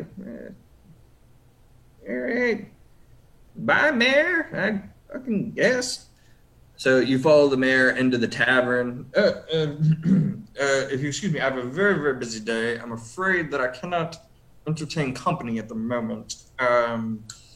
Is all there right. something in particular I can help you with? Is he in the tavern yet? He is. Is he gonna go sit at the bar? He's about midway. He's walking to the bar as he asks you this. All right. So here's what I do. I sit at the other end of the bar, Okay. and then I wave Gretchen over. Gretchen, come here. Yes. All right. I've been wanting to practice something for a while. Can you help me out? I assume I can do my best. Okay. So, you know how, like, I'm sure you're really good at it. You take a drink and you slide it to the other end of the bar. Sure. Man, I've been wanting to practice this. Can you, and that's the mayor over there. And of course, I gotta buy the mayor a drink. And I know he's into your coffee. He told me he loves your coffee. And you know what? If you'll, like, set the coffee in front of me first. And, you know, and then I'll slide it down to him. And you know what, if it spills, of course I'll buy another one. It's okay. But I want to practice this technique, man, because I'm thinking about being a bartender too. But if you could help me out with this one thing, like, I think he would dig it, man. It's a fun move. And the whole bar would dig it. It's a fun move. Go ahead and make a persuasion check for me. Really? She's not going to just do it? God, what a bitch. All right.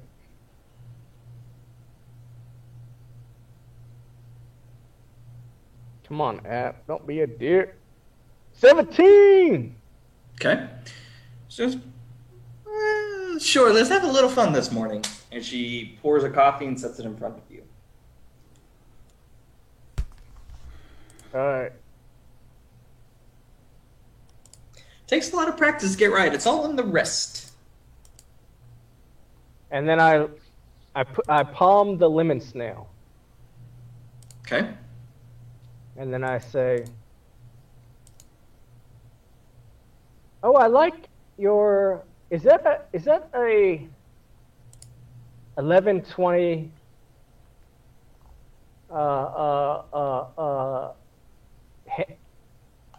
Is that some Hennessy you got back there?"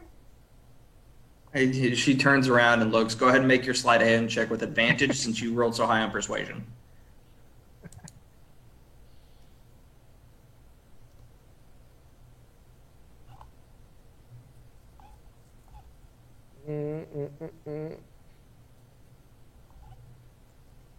I rolled an 8. Roll twice.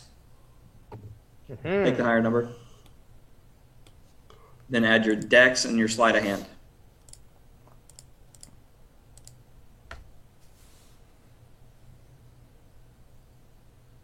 I rolled a 9. What's your dex?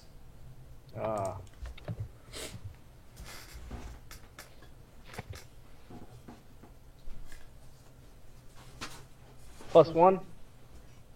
And do you have any sleight of hand bonus proficiency? 9, 10. Got some what? Proficiency. Did you choose sleight of hand as a skill? Yeah, +2. Okay, so 12. Okay. Yeah. Yeah, easy. So you rolled a 9, and then you've got a 1 for your dex and then a 2 for your proficiency?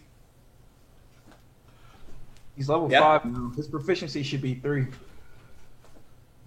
Oh, He should have a +1 for his dex and a +2 for his proficiency. So that's 3 on top of 9. I might not have Okay. upgraded the stats. Yeah, because Okay. everyone's +3 for proficiency right now, right? Is he Yeah, +3 for if- proficiency? If Daniel says if level 5 is it's +3. Yeah, your proficiency did go up. Yeah, you're right. Thanks, Dan. Appreciate you catching that. Okay. Yeah, I forgot to upgrade it. Okay. Okay, so that's a 13. Yeah. +3 +1, 4 on top of 9. Yeah. Okay. So easily enough, you managed to palm it over and give it a good old slide across the bar if you want. Being a bard, being around as many people as you have been, doing everything that you have done, you do already know the drink sliding technique pretty well. So I'll say you managed to pull it off if you do want to slide it across the bar. So I put the lemon snail in it, Mm-hmm. slide it across to the mayor. Hey, Mayor. Your coffee. Oh, what? Thank you. I always appreciate a citizen that's willing to acknowledge all of the hard work I do around this area and then reward me correspondingly. Good man. To your health, sir. And he gives you kind of a salute and drinks down the rest of the coffee. Well, I guess I should get back to it. You take care of yourself now. And he turns and gets about 4 or 5 steps before he starts to swoon a little bit and goes, I feel, and he is out, cold, on the ground. Oh no! And then I walk over and I'm like, oh, Mayor, you've had such a late night. What happened to him? Oh, he's fine. And I pick him up and I just drag him out.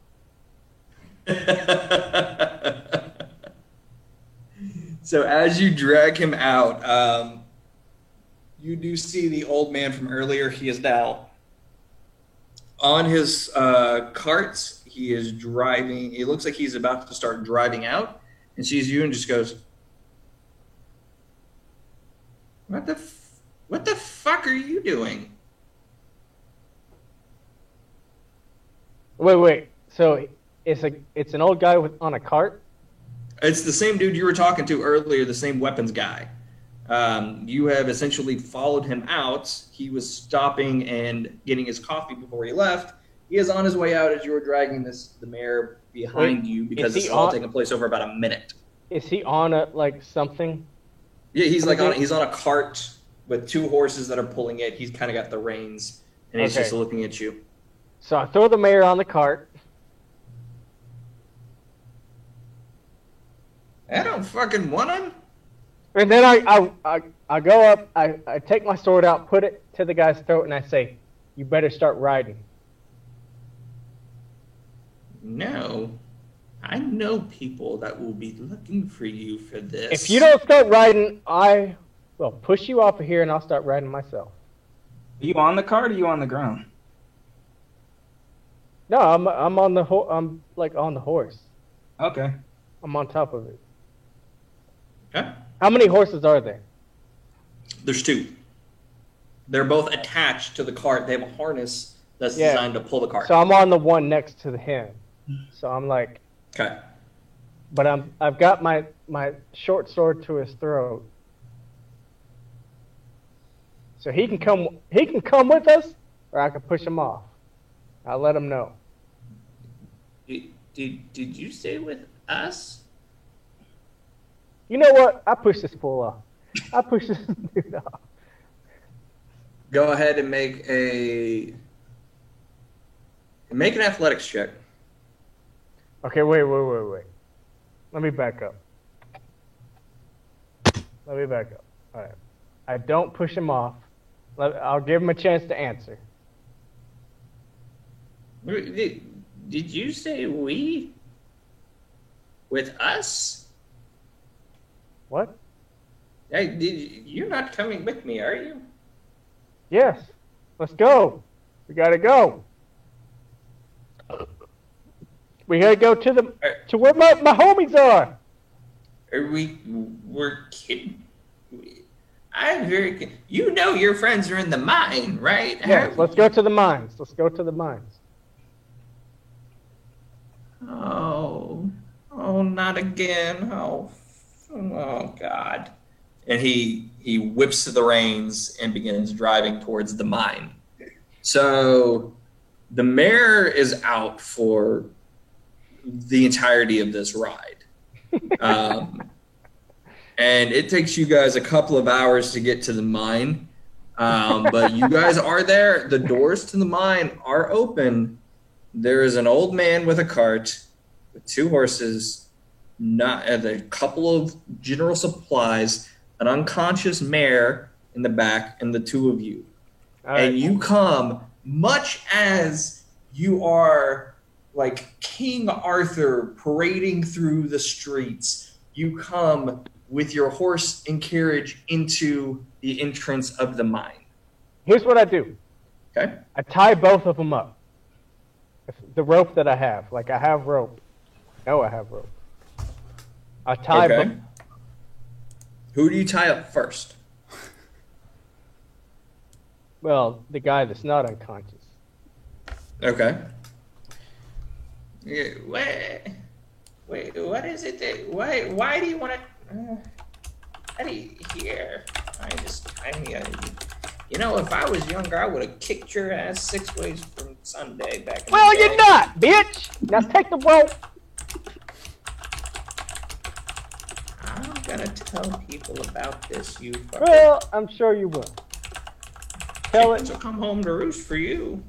to my hand first. Let me see your hand. Oh, you want to see it? And then I lightly smack him in the face. Okay. Did you like that? Did you like that sample? Because that was just a sample. You don't want the main course. I didn't even feel it, bitch. All right. Oh! And then I smack him harder. Okay, go ahead and 1 point of damage to him.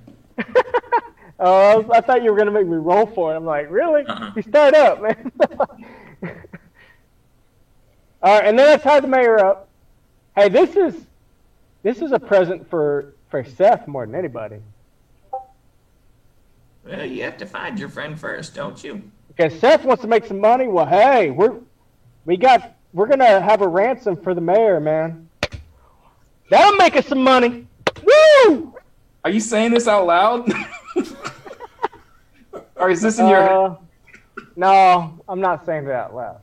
I'm just Okay. like, it's just like an aside to you guys. Okay, so you have tied up the mayor, you have tied up the old man. Is there anything else you would like to do? And then I make him walk into the mines. Like, in front of me, I have my sword, and I'm like, all right, let's go. Where are you taking me? Into the mines, bitch! You know there are things that will kill you in there, right? All right, I'll tell you what. We're gonna wait here for my homies to come out, and as soon as they do, we're gonna ransom you. You're gonna ransom me? Yeah, both of you. No one's gonna pay for me. I'm all I have left. I don't have any children. I don't have any grandchildren. Who's gonna ransom me? Well, Did you think about this at all? somebody better pay for you.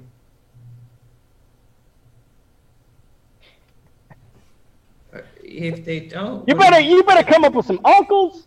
You better come up with somebody who's gonna pay for your ass. Anyway, we got time to discuss all the semantics. Yes. For now, Time. we're gonna wait. We're gonna wait here for my friends to come out, and then. Great. Why don't you tell me a fucking story to pass the time? You shit. And he just kind of sits down on the ground, looks defeated, looks grumpy. So you are staying there with them in the mines, and we'll just take a little break for a couple of minutes and then come back into it and start switching POV. Does that sound good? Yeah, sounds All good. right, cool. I'm reading chat now. Oh, Jesus.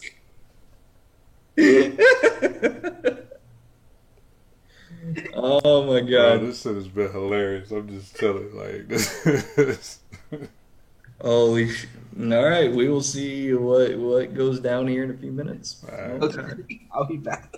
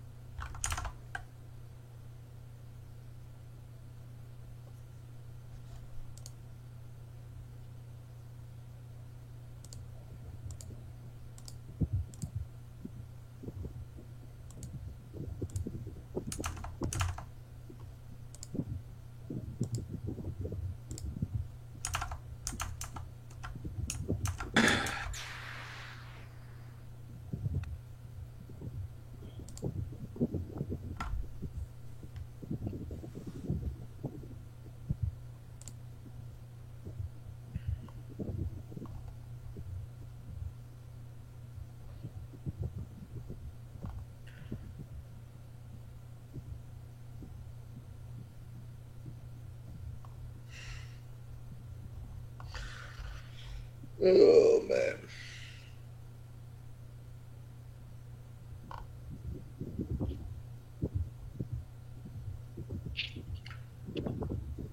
Hey Jason, is that your audio I hear? Yeah, I'm here. Okay, cool. How you been the last few weeks? Been alright.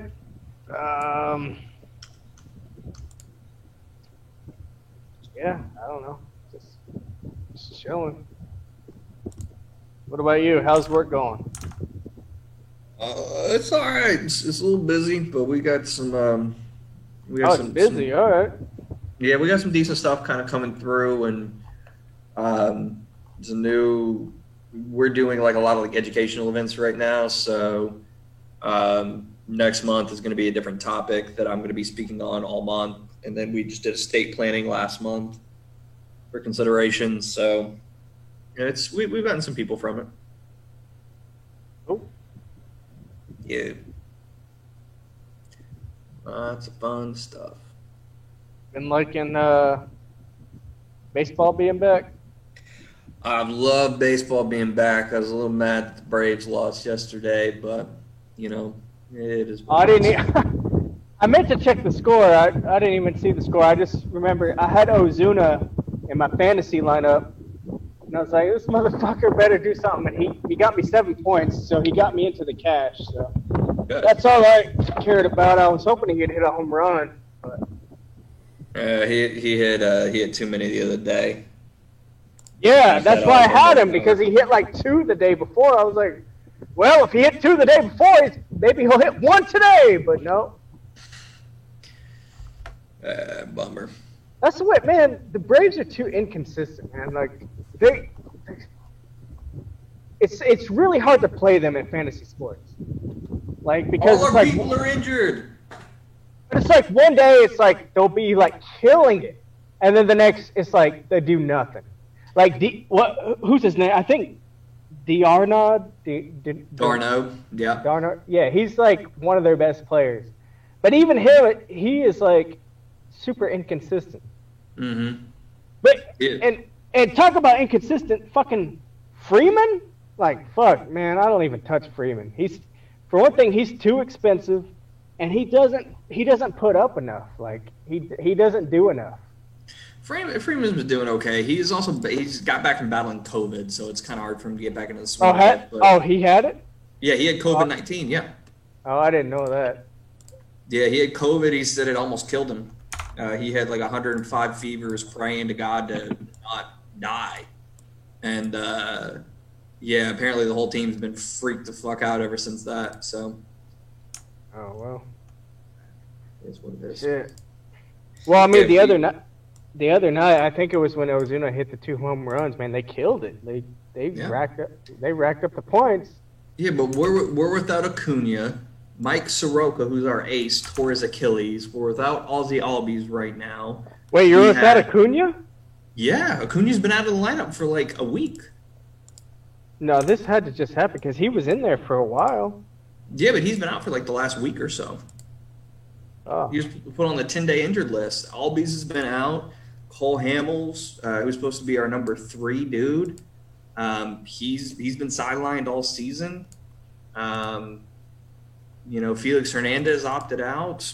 4 of our pitchers have all been sucking. So it's been a disaster of a season for Atlanta, but it's that way for a lot of people. Yeah, I mean, they're not the only ones that are just like up and down. But like, dude, I think it was the White Sox. The White Sox are really good as far as batters are concerned. Man. Yeah, White Sox have been on the tear recently, and so have the Padres. Yeah, Fucking Padres. I thought Detroit was gonna, like, I stacked Detroit today on one of my lineups. They lost. They didn't really do much. I thought they were gonna kill it tonight. I'm being amazed that the Tigers kill it any night. But Well, I just figured they have some decent batters up against like a shitty pitcher, but But on my other lineup, I got like a what do I got? Like a Houston stack, and what do I got? And then I got dude, Sano's doing well. Hernandez is doing well. Mm-hmm. Rosario, Tucker. Yeah. How expensive is Tatis? Oh yeah, he's expensive. Like, Yeah, I figured. but he's usually a safe play, but not all the time. But usually, but he's getting too expensive to play. Like, Yeah. You gotta catch him before he crests like that. but yeah, he's good, man. He's good. You wish Braves had Tatis? I don't know. Dansby's been doing pretty well. Tatis is definitely a lot better of a player, but I do like us having Dansby. He's been turning it around. I wish What's the other Riley one? would start hitting a little bit better, but What's the other one? Swanson or? Swanson, yeah, Dansby Swanson. Yeah. Okay. Yeah. That's right. Yeah. Jermel, are you back yet? I got a blank screen and a mute. Yeah, I'm here.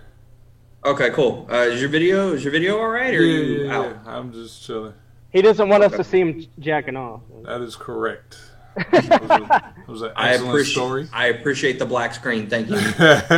Looking out. Fucking gentleman and a scholar over here. He's one of the two. I don't know. Oh, man. All right. So, are you guys ready to pick back up? Yeah. Everybody good? Cool. Are we switching? Are we switching to them now? We're gonna be switching to high end first. Whenever you're ready, bud. Oh. All right. Okay. There he is. All right, high end.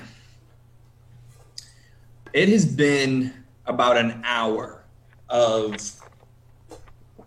just running as fast as you can, blowing through just as much movement as you can get to.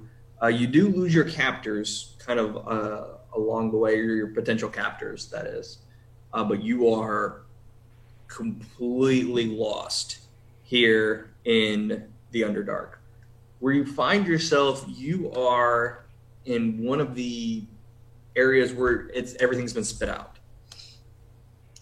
The tunnel system, best you can tell, seems to be fairly interconnected, but has shot you out at an indeterminate location. You're not exactly sure where you are. You are sure, however, that you have never seen anything like what you are staring across from. As you look ahead of you, there is, in this cavernous kind of room, there are rocks strewn all about the ground. And there is a kind of dragging pattern that is on the ground as well. This dragging pattern kind of gives way to what looks to be a very, very large structure of some kind. It's circular in nature. It looks to be massive in size. Probably around 300 to 400 or so feet long. And keep in mind, this is a circular object. So when it is that long, it is also at least around that big around for its radius and diameter. You have in front of you this massive circular disc, and it looks like the disc, which is about 30 to 40 or so feet tall. It looks to have small windows jutting inside of it, and it looks to have almost like a sail of some kind that is there. It's tattered. It is mostly all gone, eaten away through time. But there is a large sail, and then there are 3 spikes that kind of jut out the back. They're pretty long, and the 2 fins, for lack of a better term, extend out the back, and then there's a smaller kind of fin that's more in the middle. There is this massive structure. There are rocks that are strewn about. And then there is one entrance behind you and one entrance off to the side. But other than that, there is no clue or indication as to where you are, other than you have 2 ways to leave this chamber. There's the way you came, and then another way to go back out. And then there is this massive structure.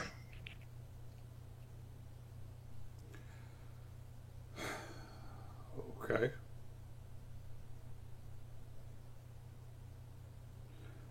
Let's start off with just moving towards this big ass circle. Okay. So you move over towards it. You, as you kind of get closer to it, it is alien.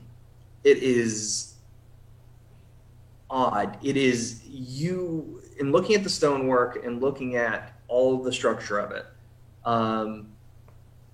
If you wouldn't mind, and if you would like to, go ahead and make a history check. 5 total. Okay. It is cool looking, but you looking at the stonework, looking at there are some glyphs, some symbols that are on there, none of which you can make out, none of which seem in any kind of language that you can realize. But there is this massive thing that is there. As you come up closer to it, there does seem to be, at the kind of bottom level, there are these little windows, for lack of a better term, that are there, these little openings that do seem clear, that do seem reachable, but that is what you see as you kind of explore this. Okay, let me head over to these windows. Okay.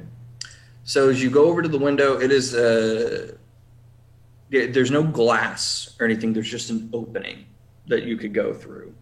Mostly all you smell is must and rot and decay, and you can't really see inside of it too far. It's just dark on the inside. Okay, so, but don't I have a little bit of sight even through dark? You do. It seems that inside it is even more dark than the surrounding area. It is a deeper, thicker darkness.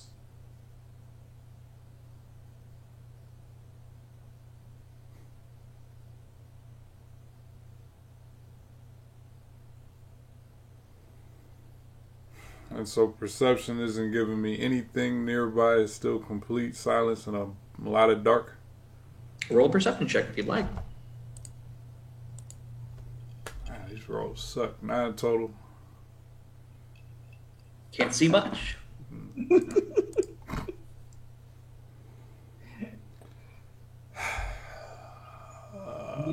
Uninstall and reinstall that app, man. Right. Listen, all those.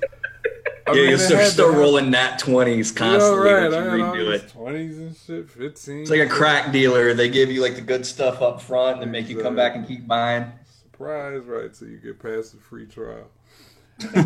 That's what you need, man. Do one of those in-app purchases and then try to... No, don't give them any money. Thank you for your patronage. You can now wreck your D&D game. I'm not. All right. I'm not. I'll be a different type of adventurer. So let me head back and see what this other opening is like. The other opening? Yeah. Okay, not the one you came from. The other one? Yeah. Cool. So you start making your way down this other opening, and you're kind of level at first, but then you start to kind of ascend slowly but surely. You feel yourself kind of just moving uphill pretty frequently. You eventually do come to a junction. You can either continue going straight, or there's a left path that curves downward and in, and a right path that curves up at a steeper incline. Or you can go straight at kind of just a moderate incline.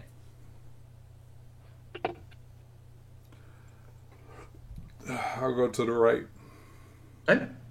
So you go to the right, and you do begin to march higher and higher, and you pass by a fairly familiar smelling sulfurous kind of content that starts to sting your nostrils.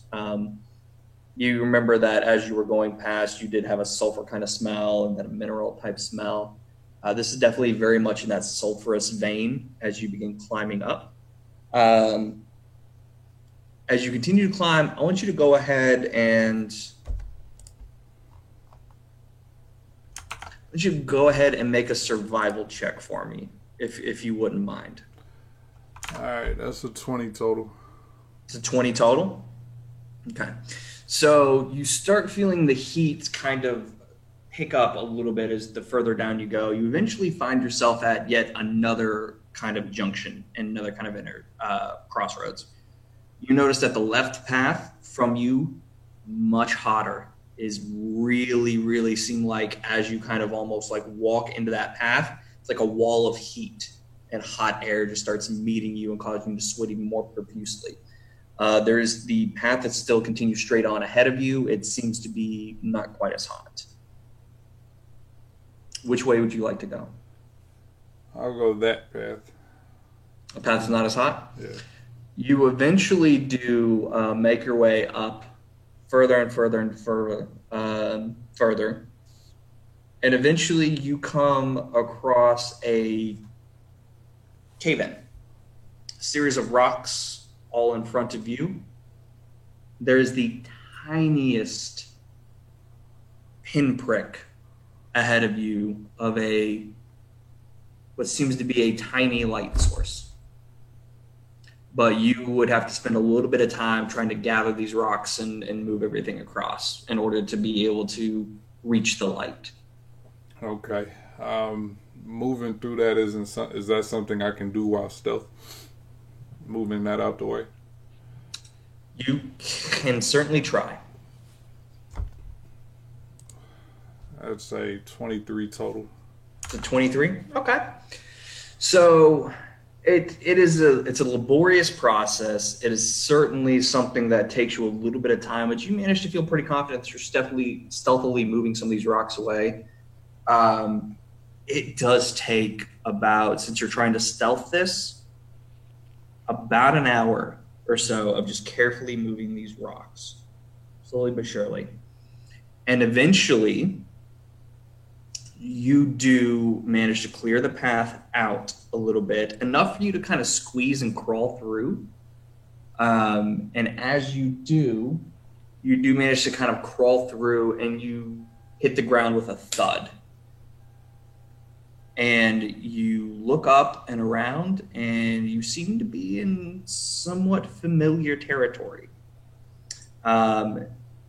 You do manage to notice that this seems to be the room you guys started at the very beginning of going down into the mines. You see the path going up and over to your left. You appear to have managed to claw your way through one of the other entrances to the mine that you guys had taken previously. The other entrance, of course, is the one that's ahead of you. You come out on kind of this right-hand side, pushing the last of the rock through, and kind of take a breath, gather yourself, and you do hear the sound of very soft words from above you. Soft voices back and forth.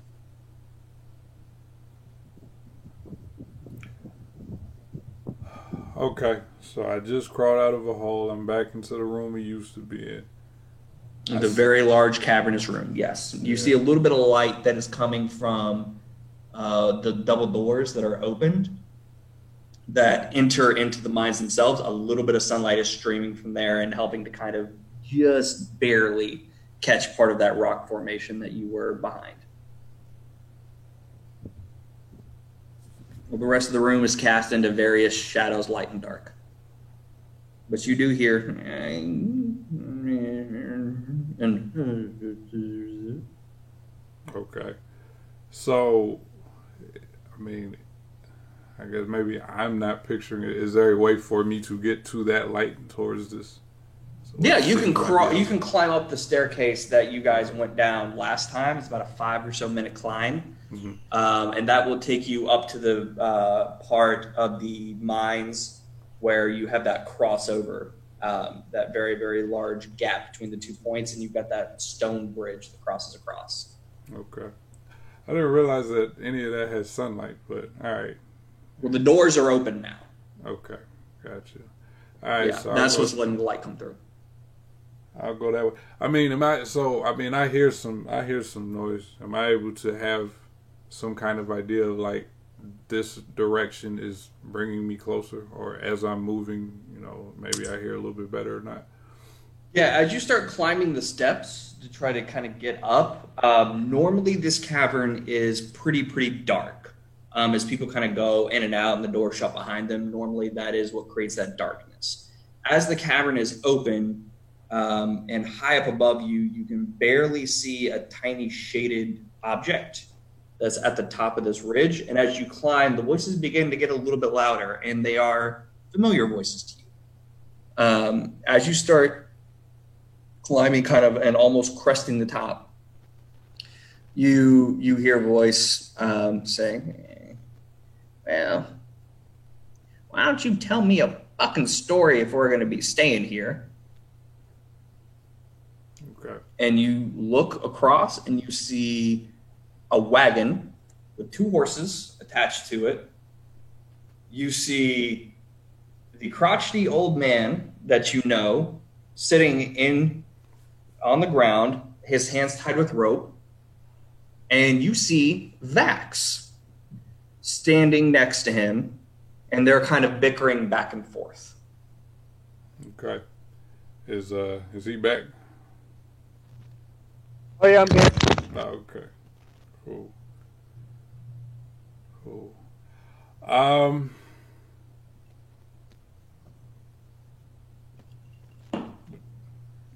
Vax? Hey, what's up? All right. Well, I got some news for you guys. Buckle up! I did something crazy. Yeah. I see, but I don't quite see. So, please enlighten me. All right. So you guys know how you like money, right?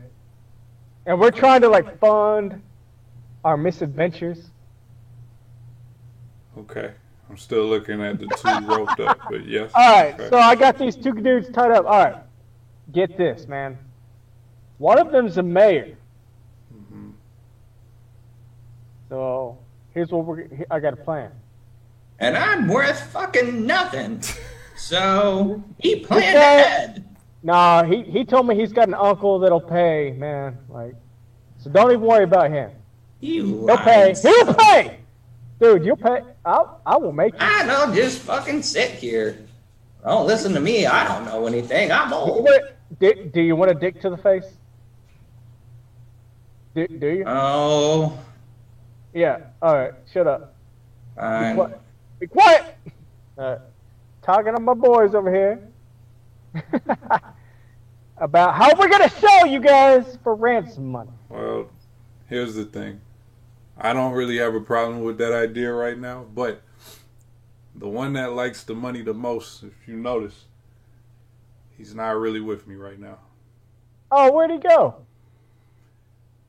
So we have been trying to dig deep in these mines thanks to Thornton's stupid ass. And all that pretty much got us is 3 of them captured and me fairly lost. So, as important as this mayor is and as unimportant as this old crotchety guy is, I really think we need to go find our guys. I resent that. I told you not to go into the mines, you son of a bitch. Oh! Alright, here's the thing. Please don't put your dick in my face. No. Hey. You want me to die before the ransom? Hey, shut up. I'm trying to talk. Okay. So these... So you guys want to upgrade your weapons, right? I know I do. I want to upgrade my saxophone. Now, if we can do that by ransoming this mayor. This is the second time you said we, and it's just me, Vex. It's just. Oh wait, me. Where are the other guys? Where'd they go? Hey, I don't know where They they died? went. I know we Are they went dead? down the mines. Are they dead? I mean, I'd like to think they're not dead. Oh, yeah, me too, man. They were cool. They were cool guys. Damn, like that's worse. They could still be Speaking cool. of that, it's about at that moment that Thane, you kind of come to after a little bit of a kind of quiet snooze, and you hear the sound of a commotion. As you guys have been put into this cage, you guys realize that you're kind of going to be here for a little while, taking a little bit of a rest to regroup, get some hit points back, all that kind of stuff, anything you guys need to do. And you hear the sound of muffled voices. You hear a kind of one note of a horn blow. And you see being dragged in front of the cage, Thornton. And he's being dragged by about 4 other dwarves. It was guys. Hey. Y'all be well, okay? Y'all be well. Wait, he's being dragged by dwarves and he's asking us to be well? Yep. Well, not you guys. No, not you two. He's yelling that to Thane and Seth. Thornton, any message? Anyone you want to get word to? Not anymore. You want Hey, to how say do I get anything paid to the once you mayor? die? Because I technically fulfill my job. I found your cousin. What about the So- Harpers, man? Tell him I love him. And then he's marched past. Hey, so I've still got my key. It didn't sound like they did a thorough job of searching us. I got the key from the last manacles we actually had. So let's make a break for it. Okay. Now's our chance because we got to save Thornton if we want to get paid, and I want to get paid. Go ahead and make a lockpick check.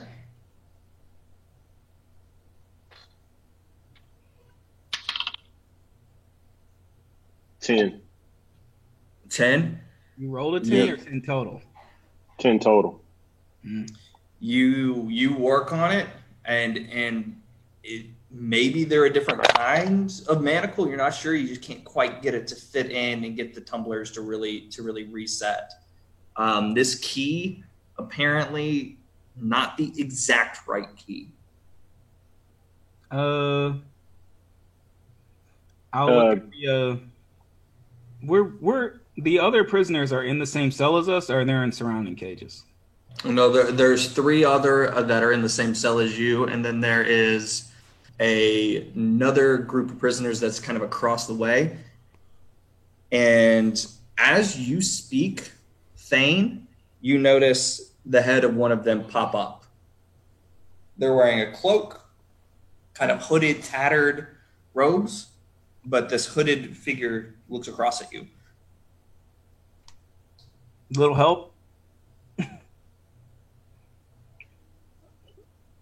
Kind of puts up their hands, and you see their hands are bound too. Yeah, I'll point to the key. I was like, could you do anything with this? You hear the sound of more footsteps and another group of dwarves come across. And this time, they stop, and there's about 10 or so dwarves. And about 5 of them open up one cage, 5 of them open up the other cage. And they begin to pull all of you guys out and start frog marching you guys over to what looks to be a large, pretty central square. As you guys come to the square, it is the 10 guards, about a dozen or so prisoners, and about 30 or 40 other different dwarves. And standing on top of a platform, you see a I remember dwarf. You don't see that yet, but you do see a dwarf in long black robes. They are all of these dwarves are the same color. They're the same kind of pale with reddish hair. It varies between orange to deep red, to chestnut, copper. They're just kind of all with reddish tones. And they're all standing there. And you see Thornton up on the main stage. And there is a bowl that is in front of him. And there is a little, what looks to be like a little box that kind of extends over it. And you guys kind of know what this looks like. It looks a little bit like an executioner's block. And they put Thornton down on his knees, and he's looking around wildly, eyes darting back and forth across everywhere. And this dwarf with these long robes steps up, comes to the center of the stage, goes, "We have gathered here today to give sacrifice to our Lord Ludiger." And then you hear from all the group a chant, "All hail Ludiger," all at the same time. Hey, doesn't Ludiger owe us a favor? Now's a good time to cash in. What we bear witness to here is the highest of compliments that we can pay our Lord Ludiger. Does this dude like Beetlejuice? Can we just say his name 3 times? Ludiger, Ludiger, Ludiger. The death of a traitor dwarf. Traitor dwarf, traitor dwarf. You hear chants being picked up, and Thornton's eyes are wild, crazy, and he seems to be looking, and finally his eyes train on a figure. Arbig. Arbig. hey, please, if there's anything left, please. Arbig, don't let this happen. Thane, you and Seth see the face kind of flicker for a second and then just settle into hard nothing, no expression. We give thanks to Ludiger for what he provides. We give thanks to knowing that this is our home, and we know we will help him ascend, ascend, ascend. You hear everyone start chanting the same word. She goes and she takes Thornton's head, grabs it, and lifts it up. An offering! An offering! An offering! Ludiger, Ludiger, Ludiger, Ludiger. She takes a dagger and puts it against his neck and cuts. Damn. Oh, shit. Blood starts spurting out and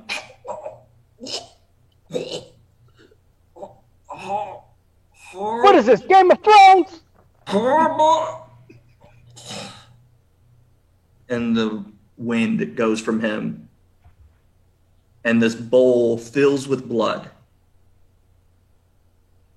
And she reaches down into the bowl and puts 2 fingers in and begins tracing all around him different symbols, markings. You draw a dick on your face? And she goes, He will rise one of us. He will rise one of us. Echoes and expands throughout. And then the body is taken away. A couple of dwarves come up on stage, grab him, and pull him off. And you guys are led back to your cages. But the prisoners are reshuffled a little bit this time. Thane, you and Seth are joined by the frog-looking individual, the dark elf, and the hooded figure from the other part of the cage, as well as one more wild, disheveled-looking human who is sitting kind of at the far end of the cage. Can't get a good look at him. The hooded figure looks at you, Thane, and goes, "Oh, well. It's good to see you, brother." Hey, sis. Dun, dun, dun. Fancy seeing you here. Fancy that. No, it looks bad, but everything's under control. Everything's fine. It's fine. This is all part of the plan. I'm sure it is. And if it's okay with you guys, that's where we'll pick up next time. Works for me. Damn. So we're gonna play at 8 from now on, right? Yep.